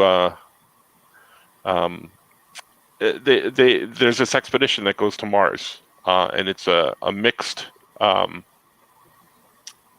crew, male and female crew. Okay. And then they get stranded there, and then they wind up having a kid, and this kid grows up on Mars, and basically comes back, and he's got, kind of like human strength, superhuman strength almost, right? Because he's used to the gravity there, and then he basically creates a cult. So that was one of my favorite books. Speaking of cults, there's a thing on HBO now about Heaven's Gate. Have you watched any of that? Oh, I want to watch it. Yeah, it's a 4-part documentary about Heaven's Gate, which I've watched the first one, and it is crazy. That is some wild stuff, man. Yeah. People, everybody's searching for answers. I guess is the only way to say it. Yeah. I didn't realize that Heaven's Gate happened in 1997, like the big mass thing. Yep. I think I always confuse it with Jonestown, even though they are different. I remember when that happened. That whole Heaven's Gate thing. Jonestown or Heaven's Gate? Heaven's Gate. I mean, I certainly knew of it. I knew what it was. I just don't remember it. I mean, if it was 97, that was competing with OJ, right? Like, I don't remember the year, but OJ might have been 96 or 95. That was the I want to remember Heaven's Gate. I want to remember correctly. Heaven's Gate was the bald guy, bright eyes. Everybody's wearing the same uniform. Yes. Yeah. Everybody's wearing the same uniform with the specific, I think, Nike sneakers. Yes. Yeah, and they were waiting for the spaceship to come get them. Okay. Yeah. So I did remember it correctly. Yes. That's Heaven's Gate, which is different than Branch Davidian. So that's David Koresh. Right. And Waco, and then Jonestown was Jim Jones. In whatever country he was in, Ghana. Guyana. Yeah. Guyana. Yeah. Yeah. And then most recently, there's the guy in upstate New York, the guy who just went to prison. I can't think of his name, but is that the sex cult, Nixium. Yeah. That was a boring. That was 8 hours I won't get back. That I watched that show on HBO. The first 3 episodes were interesting, and then the rest of it was like, this is filler and it's boring. And then you find out they only told like part of the story, and that the guy is even worse than he was explained on that series. Oh, that's fun. Yeah. So, good riddance to bad rubbish. Let's see, we've got some comments that I've been ignoring. So, Franco, did you read Job, A Comedy of Justice by Heinlein? Yes. Oh, maybe that's the book I did read Job. Yes, sorry. See, now I'm confusing everything. Stranger in a Strange Land is one of my favorite. Job overtook Stranger in a Strange Land. They're both kind of on par for me, which is what I wanted to bring up before. So Job, yes. Job reminded me somewhat of, you ever read Good Omens by Neil Gaiman and Terry Pratchett? I saw the show on Amazon, which was great. Right. I read the book years ago, so it reminded me of that. But Job and Stranger in a Strange Land, 2 of my favorite books, both by Heinlein. Dante says Jonestown was the 70s or 80s. 70s. Yes, Yes. Jonestown was the 70s. Yeah. 76. OJ was 96. Dante Okay. says. So it's. I know I was in college. I remember. White I remember Broncos were a thing in 96. Yeah. when the OJ verdict was happening. I was in college. I was taking. It was a writing for mass communication class or an advertising class. I can't remember what it was, but the teacher. It was like the day the verdict was coming, and the teacher was like, and it was supposed to happen while we were in class, and she basically said, like, look, we know this is happening. Let's all wait until class is over. She was basically saying no spoilers in class. And in the middle of class, somebody just opened Burst the door, in. yelled in, not guilty, and ran off. And the teacher was so pissed. The teacher was so mad. Like, she stopped talking and just like stewed for a second. Yeah. And then, that it was, the rest is history. But seeing her so mad, I didn't like this teacher at all. Was so much fun for me. Yeah, it was writing for mass comm was the class. Yeah. See, that's the difference between you and I. I was in college, and I remember vividly coming back from class, a communications class, and walking into the common room, and the TV was on, and the Challenger disaster happening. I remember that. Yeah. I was not in college. I Yeah, was in lunch at Bay Harbor Elementary School, and they interrupted our lunch, and we had to go to our classrooms, and then 2 kids got suspended because they were laughing. Yeah. And in hindsight, you go, we were 10 years old. Yep. What do you expect? I mean, none of us knew what the hell we were processing. Did you watch, by the way, speaking of the Challenger, did you watch the I Am Big Bird documentary? No. All right, it's incredible.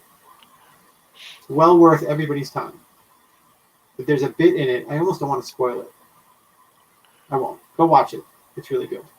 And my bringing up the Challenger will make sense when you've seen it. Mm. I don't want to spoil it for anybody. Too much respect for for Carol Spinney and Big Bird. It's incredible, though. And there's so many things I got to watch that I just haven't. I Am Big Bird is very good. For what that's worth. See, my page is coming along here.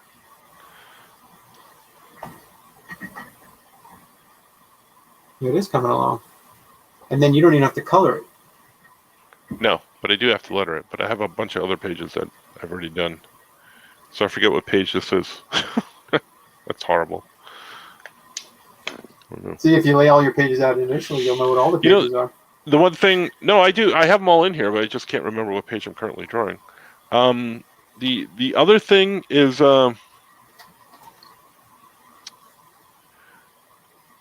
this character. It's Fox and Evil, and I always forget to draw Fox's tail. And I notice it after the colors come back, and I'm like, damn it! Even I proofread it a couple times, but I'm just so used to it that I just keep screwing it up. You know? I had a similar thing with the bear in this coloring book. I keep forgetting to draw the tuft of hair at the top of his head. Mm-hmm. And then I noticed it after the fact. And there were a couple of times where I'd forget to draw tails. And I'm like, oh yeah, these animals have tails. I got to draw the tails. Yep. Tails I always forget to draw. It's very annoying, unnerving. It is annoying because they'll take up space that, like, especially a fox's tail, which is a big bushy thing. Mm-hmm. Like, that takes up real estate. Like, if you don't account for the design element of that tail, it could throw things off. I think. Yep. Maybe I've overthought the composition of a fox. All right, now I got to look at my original page again. This is probably riveting for everybody out there. It's probably not riveting.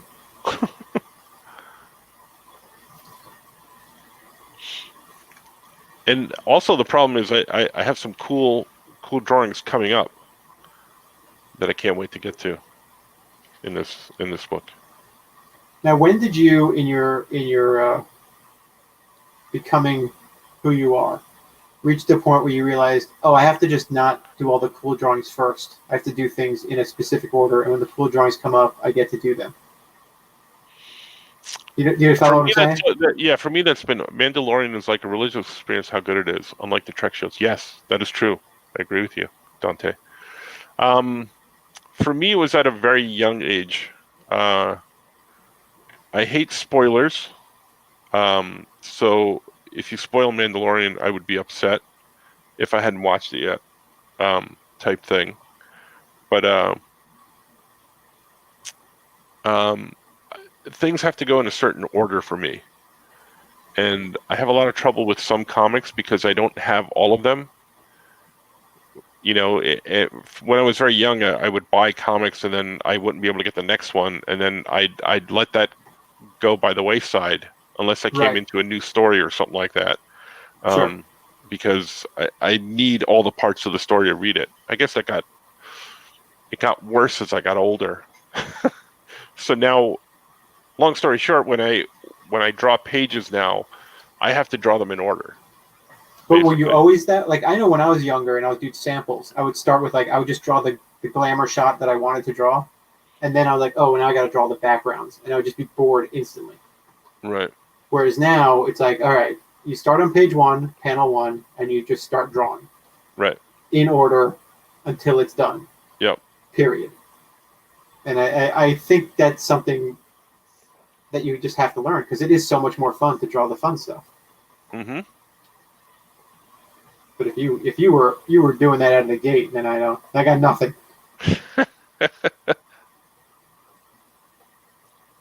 No. I go in order. I have to. It's a thing. Very well, very well. Just has to. Let's see. Wayne says, "This is cool. I love how the sausage gets made. Watching how the sausage gets made." Oh, good. You should own a butcher shop. I hate spoilers too. The Kevin Smith show spoilers was cute, but besides that, spoilers in general suck. Yeah, I can't. I'm such a stickler for story. Sure. I need to know things in order. I hate director's cuts of movies sometimes. I like them sometimes, but for the most part, I hate them, because why didn't you do that in the first place? for when you put the story.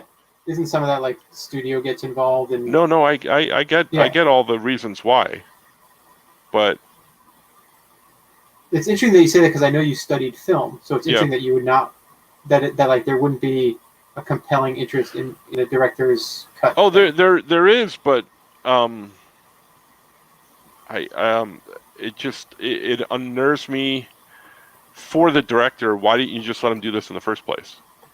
Type thing. Well, sure. You know, but yeah, story wise, I'm just like a real stickler. Like, you know, shut up, don't talk during the movie. Let the story unfold for me. You get no argument for me. The things I've loved the most are things I don't know anything about ahead of time. Now, you have a question there about Sting and AEW. So I don't watch AEW. So you answer that question. I'm going to be right back. Ooh. I'm going to get myself some cookies and some milk. Oh, we got to talk about the cookies. We didn't talk about those before. Yeah, we will. I'll be right back. I freaked out. And that's why I had a conversation with Scoot and Art last night, because I haven't talked to them in so long. But I did. I texted them because I was watching it live. I hardly ever watch AEW live, just because I miss it because I'm doing something or other, and I usually watch it the next day or the day after.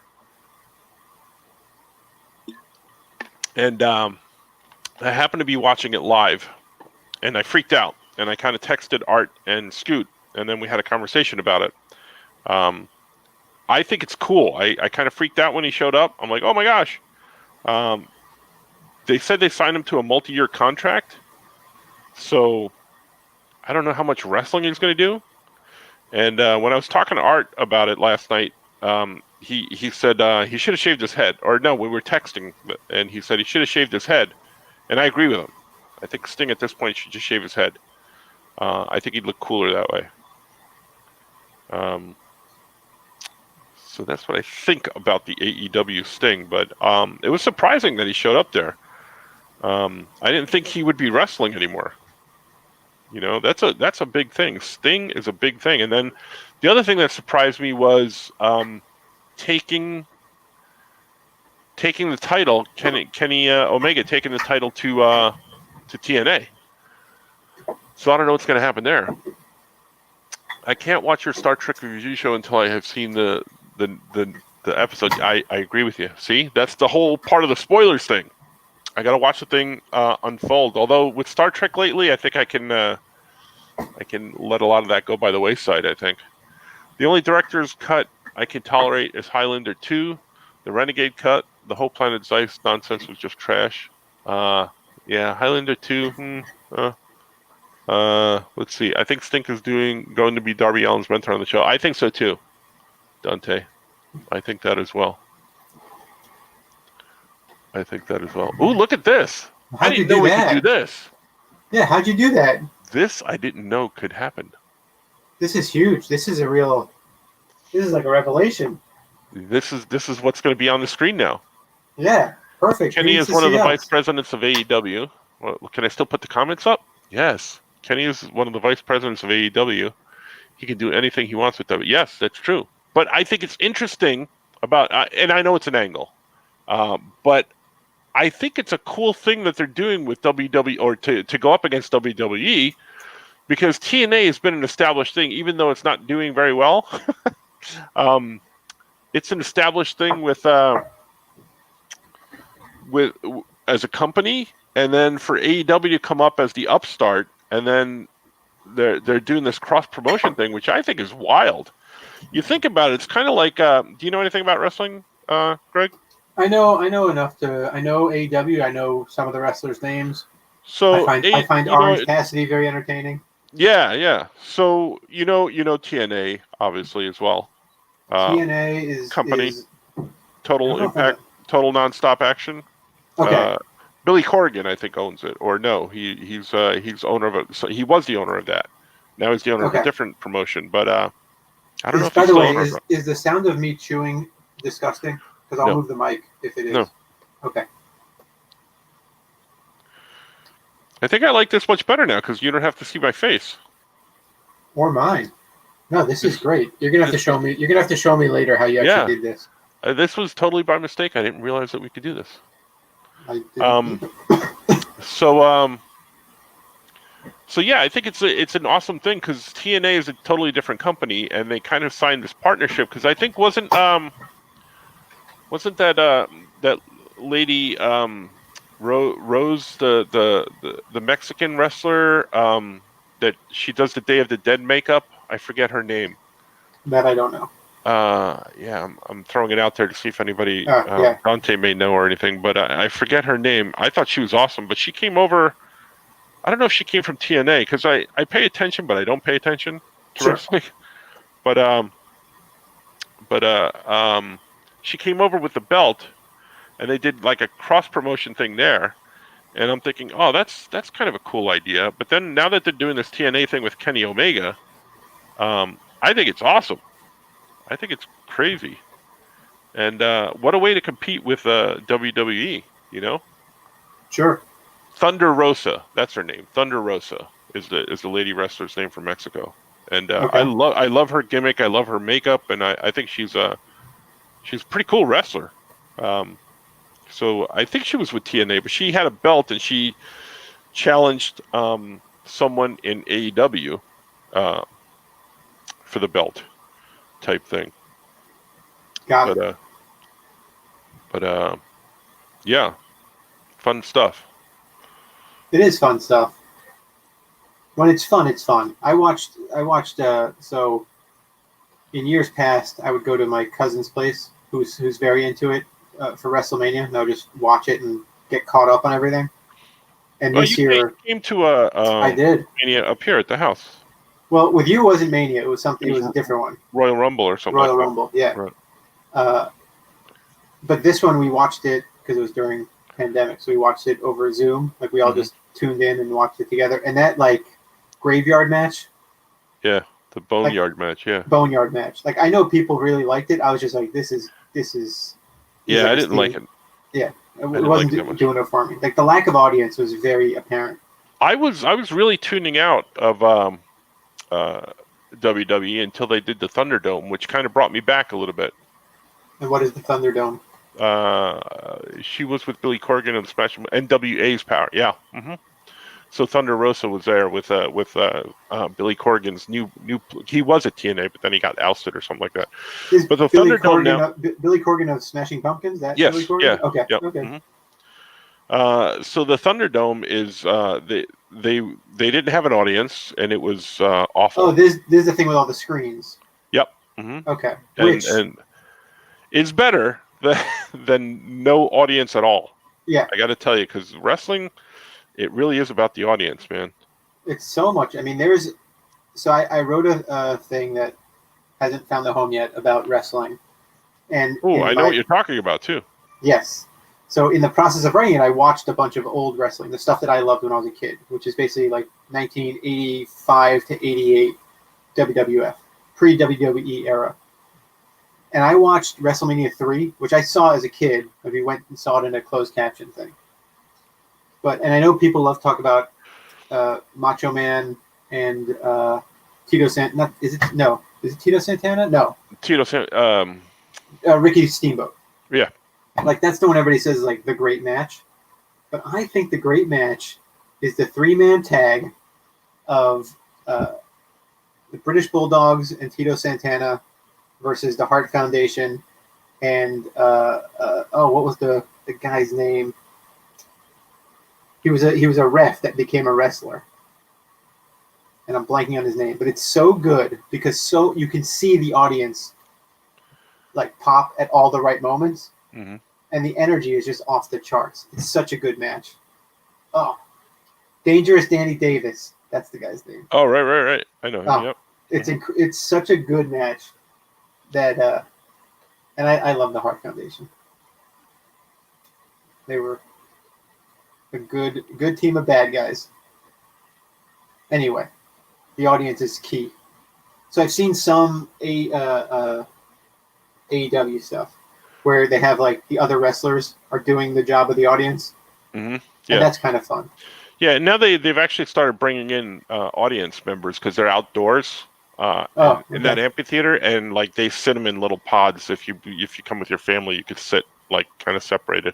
Sure. Let's see. My mother was crazy and shouting when we went to see wrestling live. Yeah, it's fun. Oh yeah, man. I'm thinking this is art. I'm not sure. It could be Brother Bear with the Oh Yeah comics. So I'm not entirely sure. Let yourself be known, please. You guys do all start to talk the same, so it's hard to tell. Wouldn't Brother Bear put himself in as Brother Bear? Well, no, because sometimes if he's got the Oh Yeah comics thing, and it depends. This is from YouTube, so I think it might be art watching on YouTube, but I'm not sure. Oh, so it is. It's also on YouTube. It's not just Facebook. Yeah, it's on Facebook and YouTube as well. Yeah, so it'll be up there. My favorite AEW guest spot was when Greg the Hammer Valentine was in the audience and just looked bored as hell. Yeah, that's right. Yeah, I do have a fondness for the old stuff I watched as a kid. There's no question about it. The newer stuff, it feels like the style of it is not as ridiculous cartoony. Although, again, somebody like Orange Cassidy is, and I think that's why I get such a kick out of him. Orange Cassidy's gotten real. I just love his that whole thing he's got going on there. Yeah, and the other guy I thought was I watched the first episode of the AEW show, and there's the guy that comes out with like the Burberry scarf, and he's like a real pompous jerk. MJF, yeah. That guy was great. Yeah, he's great on the mic. Yeah, and you love to hate that guy. Yeah, his whole like the second he walked out, I'm like, oh, this guy's owning his gimmick, and it's very strong. I like that. And then I watched the last match I watched. It was who's the guy, like he's like the big guy. He's the blonde-haired guy. He's now at this point he's probably like 50 years old, but he was the champion. Chris Jericho. I watched him. I think maybe. Oh, we have an answer. It's Artie. Oh yeah, Artie. What up? Are you just watching this on YouTube, or you online? Because I can send you a link if you want. I wish I could say that too, Greg. I recently did a rewatch of all the WCW pay-per-views from the early '90s. Man, that was rough to watch. And like, people were watching it, obviously. Like, Mm-hmm. and I remember when I was working at Marvel, that's when like The Rock and Stone Cold and those guys were popping up, and people were watching wrestling, and I was just not in it, so I didn't understand the appeal. But I in I hindsight, missed a like, lot of the Attitude Era. that's what it's called, the Attitude Yeah, Era. yeah. Oh, but I was gonna say I watched Chris Jericho wrestle Orange Cassidy. I think that was the match. Mm-hmm. Maybe no, he wrestled somebody else. I can't remember who, but he had this scarf, this neckerchief on the whole time, and it was crisp the entire match. It was incredible. I couldn't believe that the entire match, this scarf never budged. I can't remember who he was wrestling though. Maybe it was Orange Cassidy. Seems to be the only matches I watch are with that guy.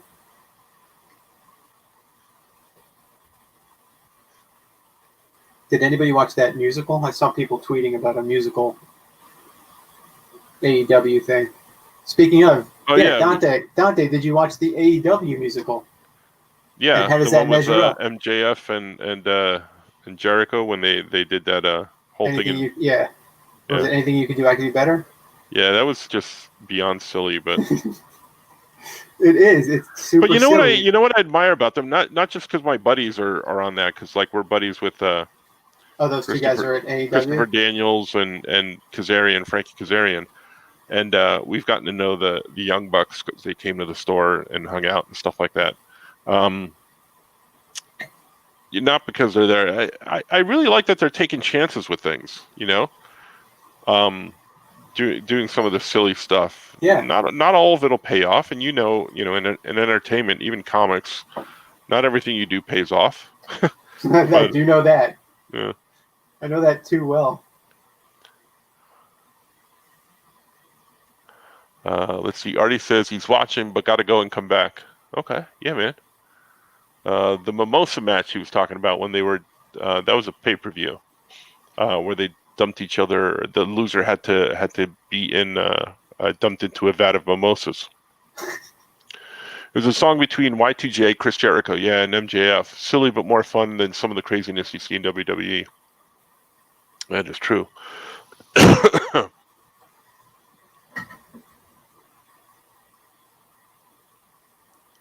Finished my drawing. Oh, I was going to say let's put it up, but I forgot that we're both on there. We're both on there.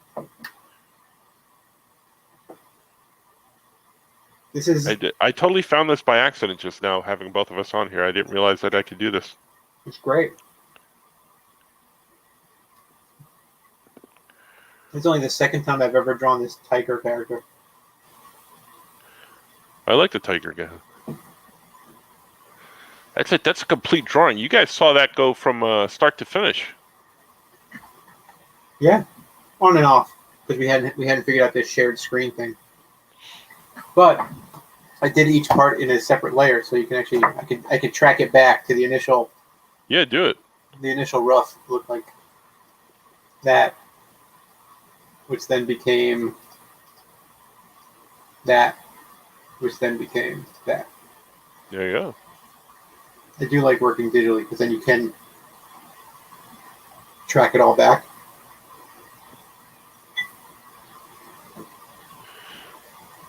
Should I show the preview pages that I showed you before? That's up to you. And your preview pages. The astronaut stuff. So we had put them up on Patreon, but I decided to redo them, and my son and I were working on the story, so I'm gonna show them. It's different. I'm coloring it myself, so let's see. The coloring looks cool. Let me see if I can pull it up here. Let me save this because I haven't saved this in a while. And then I have to hide because I have other pages on here that I can't show. Right. I don't want you to show anything you don't want to show. So hold on a second. I'm gonna show. So here's my astronaut page. So this is the first page of the astronaut book. Yeah. So what do you guys out there in TV land think about this? Yeah, TV Land. Because I could show you the first page. Should I show you the first page the way it used to look? I'm going to do that. Because I could go to my Dropbox here. Yeah, I haven't seen that. I want to see that. Okay, so here it is. I actually had it up here. This is what it used to look like. So that's the way I originally had it in the book, right? It's at an angle. So then I didn't like it.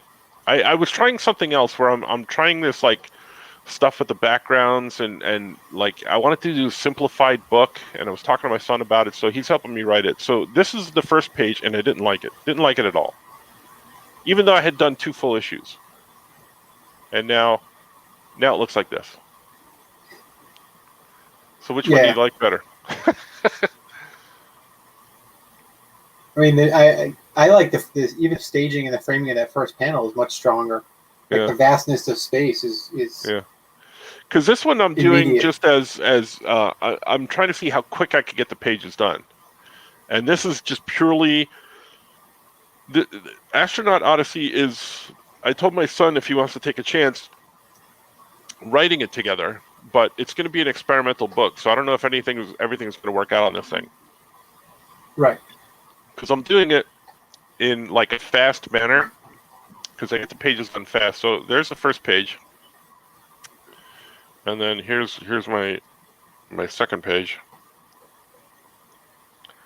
Here's the second page. So what do you think? That page I've seen. I realized I looked at the screen. I'm like, oh wait, I've seen this. We had this whole conversation. Yeah, I showed it to you before. Yeah, So yeah, I'm having fun with this. It's a lot of experimental stuff. I'm drawing it and then using an app to convert my original drawing to ink. And then I'm using another app to color. So all right, explain the first app. So it's just like a digital inking app. Is that what you're saying? Kind of, sort of. Here, hold on. Let's see. Yeah, I did that. I don't want to run behind the. I know for a fact they get the same ratings in NXT when they go head to head, but when each of them is on a different night, they get more than 1 million viewers. Like those nights NXT was on Tuesday instead of Wednesday. Yeah. Mm-hmm. Oh, it's Purdy. Thank you. Like the coloring of space. Thank you, sir. I So just these are going to go. The I just happen to revamp look page at the Facebook page. Yeah. I don't know how many of the comments you see from Facebook versus YouTube. Not a lot on all of them. Yeah. So somebody on Facebook named Susan Donahue said, "Hi, are you live right now? How do I get in?" And that was an hour ago. Oh, yeah, she's probably not there. Okay. Oh, thank you, sir. Yeah, all you have to do is just see me on my page. You probably can see me on my page. I don't know. Are you guys on I Like Pink? Because these comments are probably from I Like Pink. I don't know if they're actually coming from my own page or right. not. On your page, I'm seeing 3 comments. Okay, so that's probably I'm why. sure the comments are coming from somewhere else. Yeah. So I forgot what we were talking about. You were showing you were talking about the app you use to digitally ink your pages. Oh, right. Yeah, it's an app where I take my page and then from original pencil and then turn it to this cartoon liquefied thing. And it turns it into that thing, and then cut and paste different things like backgrounds and stuff, and because the background is from a painting. Got it.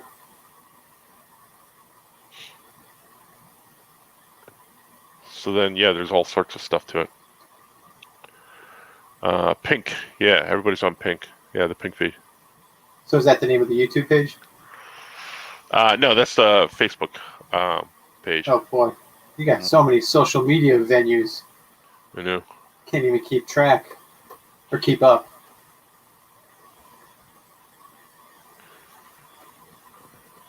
So see, I didn't draw this hand, so now I have to go in and draw this hand. I know, sloppy.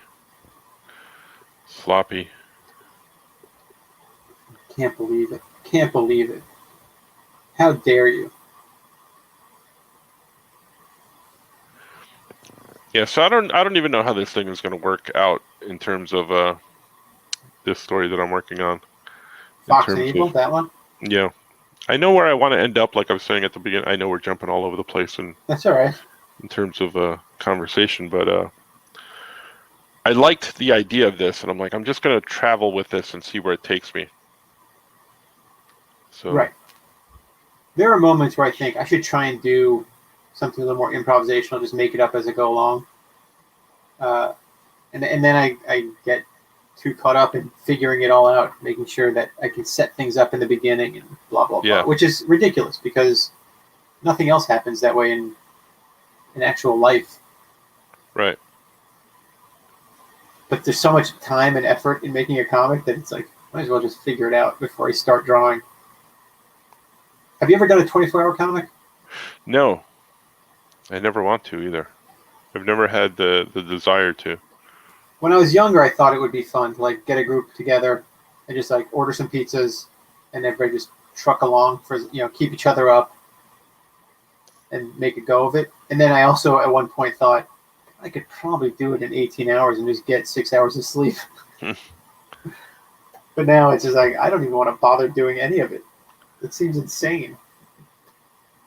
But that's definitely a way to improvise pages. If you've got to do it what page You an have hour? to. Yeah. You just gotta. I don't think I ever would. I don't know. It just seems like unnerving to me. It seems like it would maybe even be more fun to just do a page in an hour and then just walk away. Right. Like, can you do a one-page story in an hour? Probably not that. It's probably possible. I don't know if it's a good story.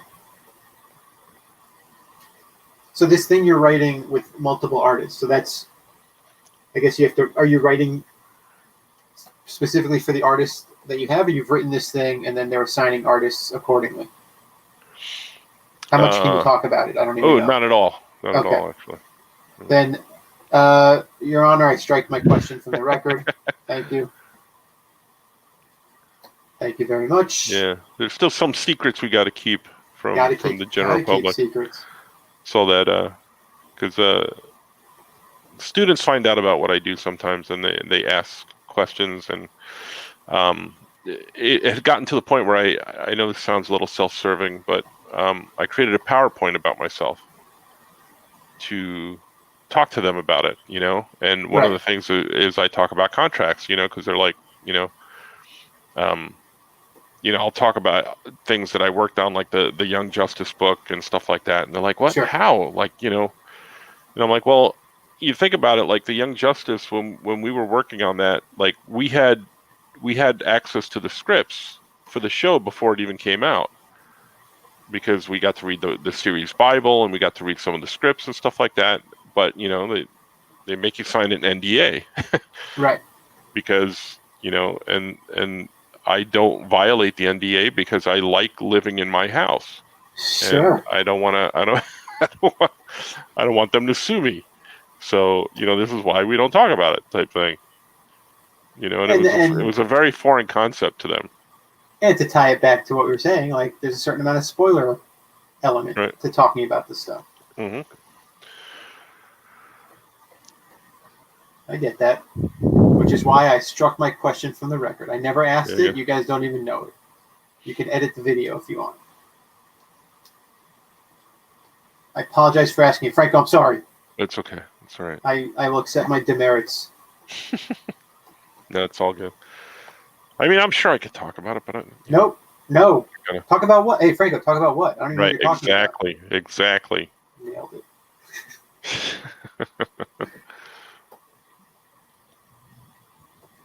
I gotta make this bigger. So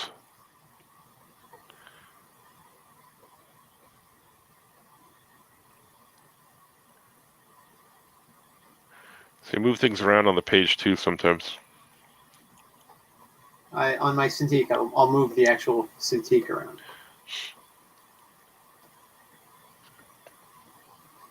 Let's see. Let's get back to some comments here. Pink feed. You said inking and coloring app. Yes. Ooh, scary mouth. Oh. That must have been what you were drawing. I wasn't drawing a mouth. I did draw like a bear type character with a scary mouth. Although I'm not drawing an animal, which is probably a mistake. I should probably just keep drawing animals. I think so. No, but keep going. I want to see what you're drawing. So what are the names of the apps you mentioned? So, okay, Dante, this is going to sound weird, okay? But I do a number of different things for that astronaut page. It sounds weird. It's going to sound weird because it's I'm going to name like 4 or 5 different apps. But it actually does make things a lot faster for the astronaut pages I'm finding. So I use Procreate first, and then I draw things out in Procreate. And then, because it's very sketchy, so I draw things out in Procreate first, and then I'll bring it into Medibang, because even Greg was like, "What the hell is that?" type thing. Yeah, that I've never heard of, but it's a Japanese kind of like a comic book app. So that's what I'm using right now. I'm in Medibang right now. So I'll ink it and I'll set up panels and stuff like that. And then what I'm doing is I'm taking photographs of different things. The photograph behind the astronaut stuff is actually a painting of a sky, part of a painting. And then I took that and kind of digitized it through, I think it's called Cartoon Clip.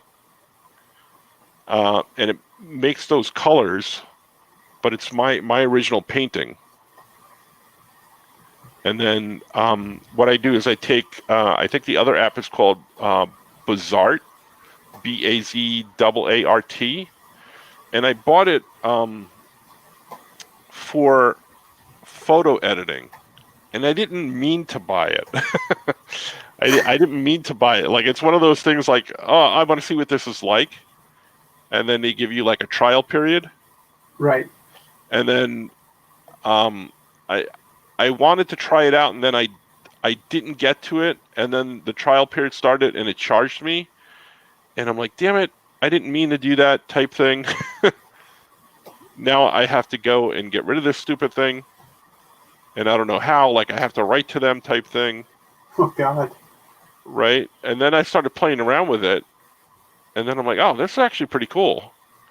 And then I found that you could take. I'm like, well, I don't have to use this for photos. I could take it and use my. See, it's always fun to draw Evil. I like drawing Evil because he's like all swirly, and I like that. So he's always fun to draw over the other characters. And this guy right here, I knew I didn't like drawing him because the way I had him set up with this, and there were 2 of them, and I already killed one guy. Spoilers. Spoiler. This guy's about to go too. But double spoiler. Yeah. So getting back to that other photo editing app, I had the realization that I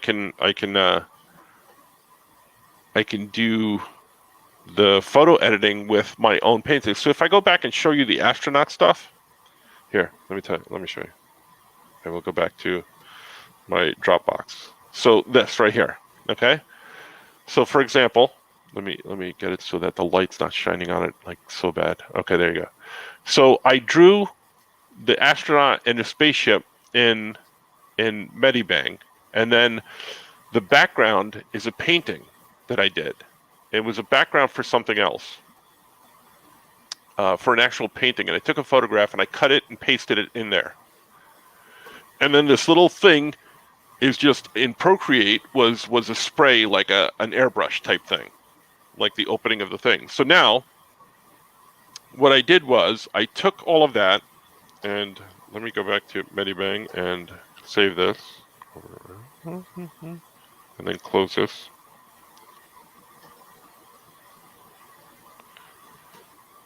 So then what I did was, here's the page that I did create now. That's still the same painting, but now I took it into Cartoon Clip, I think it's called, without looking at it real quick. And I can, if you really want to know it, I can look at it. But I took that painting and then I digitized it in there. And it took me a while to figure out how to do it. But I take Bazart and and I layer everything together. I think you could do it with Photoshop, but this was just like so easy to do because you can pull out backgrounds and stuff like that. So this is my painting, and then this is close-ups of it, and then I put it all together and digitized it in that, and it comes out like this. If that makes sense, or I may have just confused the hell out of everybody. No, it makes sense.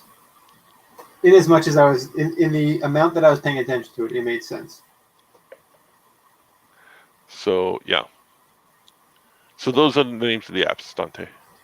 Speaking of NDA, my friends have finally learned to stop asking about work because I've signed so many myself. People don't understand how non-disclosures work. Usually give me that how rude look. Yeah, I get that too. It is what it is. It is what it is. And it is more fun on the evil side. You're right, Wayne. So yeah, the whole NDA things, and I have 2 projects coming out from DC, and I can't talk about either one, but they're both fun. And people are asking why. I haven't done a lot of these videos, but now, with the pressure of school being so bad, and the year being bad, and something happen this year? Yeah. And then with all of that, I've decided to start taking weekends, which I never did. You know that. I would work on anything, anytime. Sure. And without shows and stuff, I decided that now I'm going to take weekends and do my creator-owned comics on weekends. So that's what I'm doing. Even though I broke my own rule, because I did creator-owned comics last night when I was on the phone with Artie. But then I finished that page and then started working on one of the DC pages. Uh-oh. But it's okay. It was technically still Friday. So when does the weekend? The weekend is Saturday, you're saying? I guess. Well, it was Friday. But figured since... Yeah, I feel like the weekend starts, 5 p.m. Friday for a person with a normal job? I would think so, yeah. I mean, there's a whole restaurant based on the entire concept. I used to work in a restaurant too. Do the 4 apps make it so you can do more in a day? Yes. Each one of those astronaut pages I finished in a couple hours. But I pull the artwork from artwork that I'm currently doing, but I cheat with the backgrounds because I have these paintings. I do a bunch of background paintings for things that I'm eventually going to paint on. I'll do a star background, like a Starfield background or like a cool color splash background. And then I'll take that and I'll use those as my backgrounds. So those do take a while. So it's not, Franco, your process sounds like the fancy modern version of creating a collage like Kirby and stuff. Yes, exactly. See, Wayne gets it. Yes. That's basically exactly it. I never suggested that Wayne didn't get it. No. But I'm just saying, I'm just saying as an exclamation, not as a surprise, as an exclamation. I have on the TV an old episode of Buck Rogers, and it's weird because Gil Gerard follows me on Facebook. We're friends on Facebook, so every once in a while he pops into the live shows. It's weird, but I'm watching. If you're watching, hey, it's a cool episode. But Marky Post is in this episode. Night Court's own Marky Post and Frank Gorshin. Frank Gorshin's great. And it's cool. They were running through something that looked like a parking garage. Yeah. Marky Post is also great. Oh, Marky Post is awesome. I had the biggest crush on her. I still do. But Frank Gorshin is in this episode. And he's wearing a Casio wristwatch. Nice. So, yeah. Excuse me. Pardon me. Excuse me. You're excused and pardoned.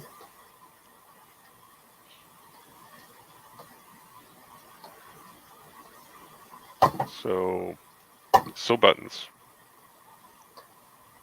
My stepfather's father used to say that. So what were we talking about before? NDAs. Yeah, they're a pain. You've probably had a few. Sure. Here and there. There are sometimes you have to sign the NDA before you get the job offer. Right. Mm-hmm. Which is annoying. And then you get the offer and you're like, this is what you wanted to keep a secret? And I don't want to do it. Oh, that more often than not, I don't. There was a job, somebody had approached me about doing a license comic thing. And like, oh, it's for a property that we have to sign this NDA. And in my head, I'm like, oh, I just want it to be Thundercats. Please let it be Thundercats. Of course, it wasn't Thundercats. Of course not. Because you wanted it to be Thundercats, that's why. Yeah, of course. I wanted it to be Thundercats or something like it, but mostly I just wanted it to be Thundercats because I just wanted, I would want to draw those characters. But of course, it wasn't that. Why would it be that? But it was very nice to get. It's always nice to be offered something. Yes. That's for sure. But I guess that's what it was. Like, if they were approaching me, I'm like, okay, so what have they seen of mine? And this thing didn't look anything like SpongeBob. It didn't look like anything I'd ever done. So it's like, all right. Nice to be considered. Oh, go ahead. No, that's it. I had to sign an NDA before seeing or talking to the person. Wow. And it was way early in my career. Way early. And, well, not early. Well, it's been a few years. But it was before anything well-known happened. Before all your Eisner Awards started racking up? Oh, okay. Yeah. Way before that. So I had to sign an NDA. Let's see. Wayne's not an artist, nor does he have any artistic capabilities. He just likes art. See, but you can tell. That's why Dante said ditto. And then I spent years in the concert business and worked tons of shows, and not once did they make me ever sign an NDA. Yeah, I know. Let's see. Wayne says, I had secret clearance when I worked for the government, so I couldn't talk about my job. There you go. See? He knows. There you go. But the NDA I had to sign for was for before I even took a meeting. And then the meeting was for I didn't even meet with the person. I met with their representatives, and it was I can talk about it now. Was it Prince?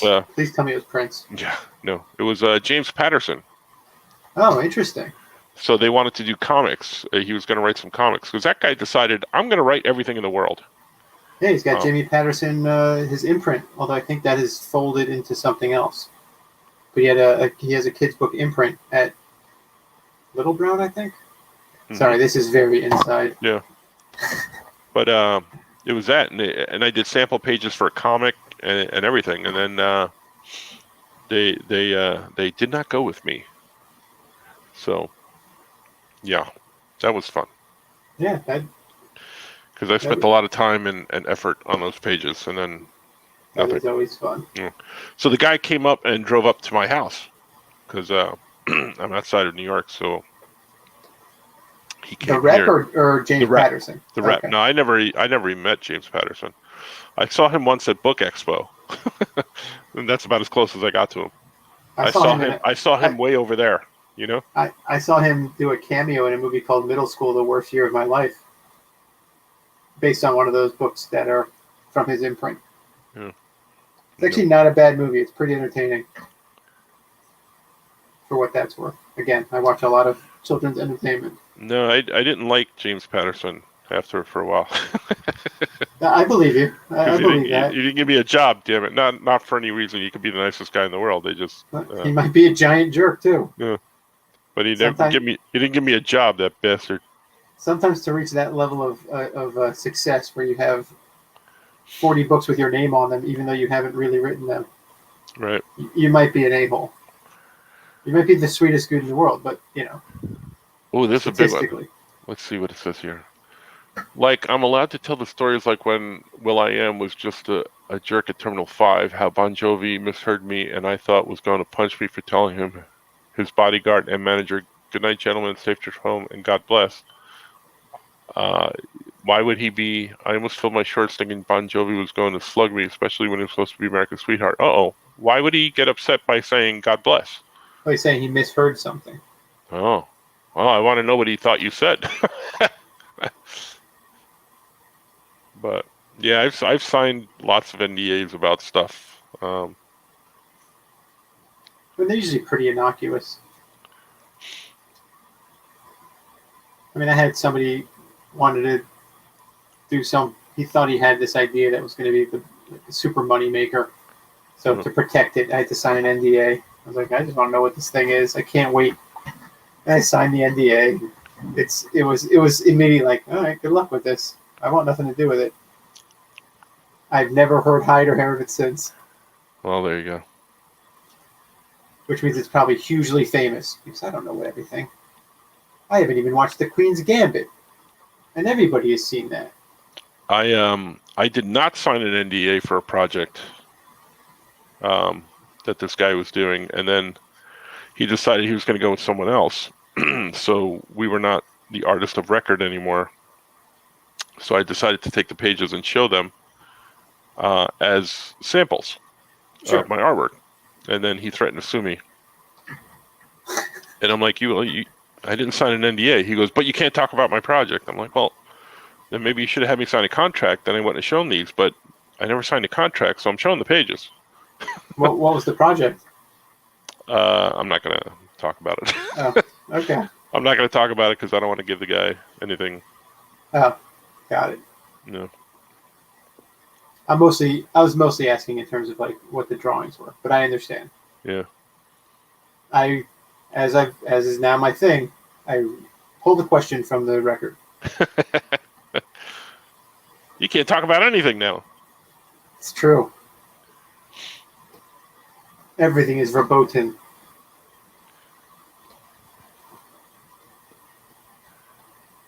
What else? Ooh, Dante has more interesting stories. Let's see. Or how Tom Petty during the Mojo tour was very particular about his hair and made a full house.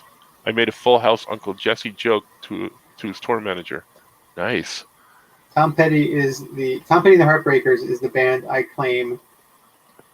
I don't think you can find anybody that doesn't like Tom Petty and the Heartbreakers. I think they are the universally liked musical outfit. It's because they're awesome, right? I think so. Now, I could be wrong, but I believe I'm not. I'd have to wait and see what Dante says because I don't know. That's right. Dante would confirm or not confirm.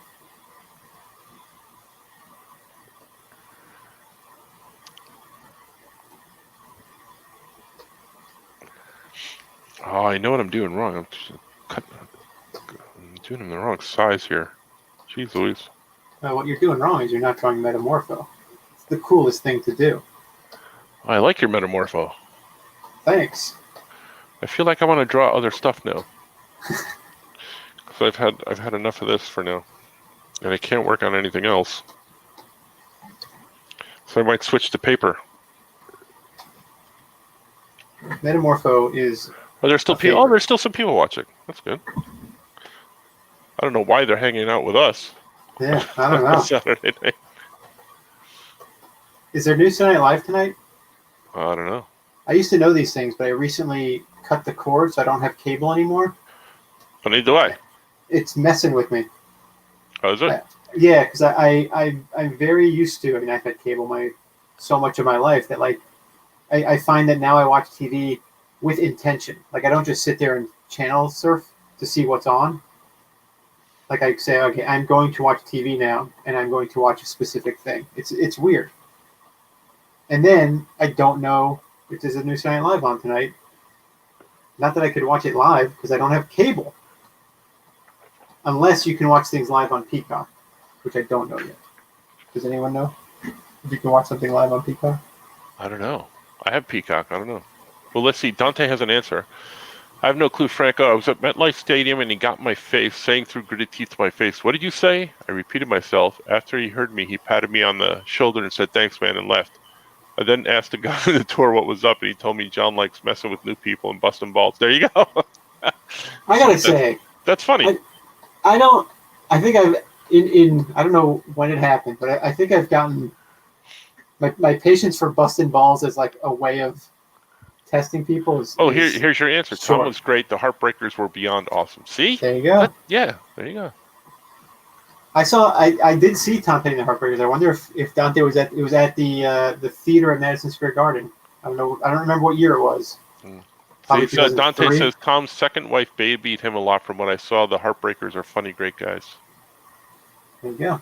And SNL says it's new tonight. Jason Bateman and Morgan Wallen. There you go. There's your answer. All right. That means I'll be watching it, I guess, on Hulu tomorrow. because right now we're streaming. Because we don't have to be. We can. It's 11:30. It is late. Let's see. Yeah. Let me go. I'm going to look on to Peacock. If Saturday Night Live is on Peacock Live, end the stream immediately. Stream it on Hulu Live. I don't have Hulu Live. Oh, I do. See, I do. I think it would be illegal for you to stream it on YouTube. Would you be able to see it on Peacock? You should be able to. That's what I'm checking. I'm checking right now.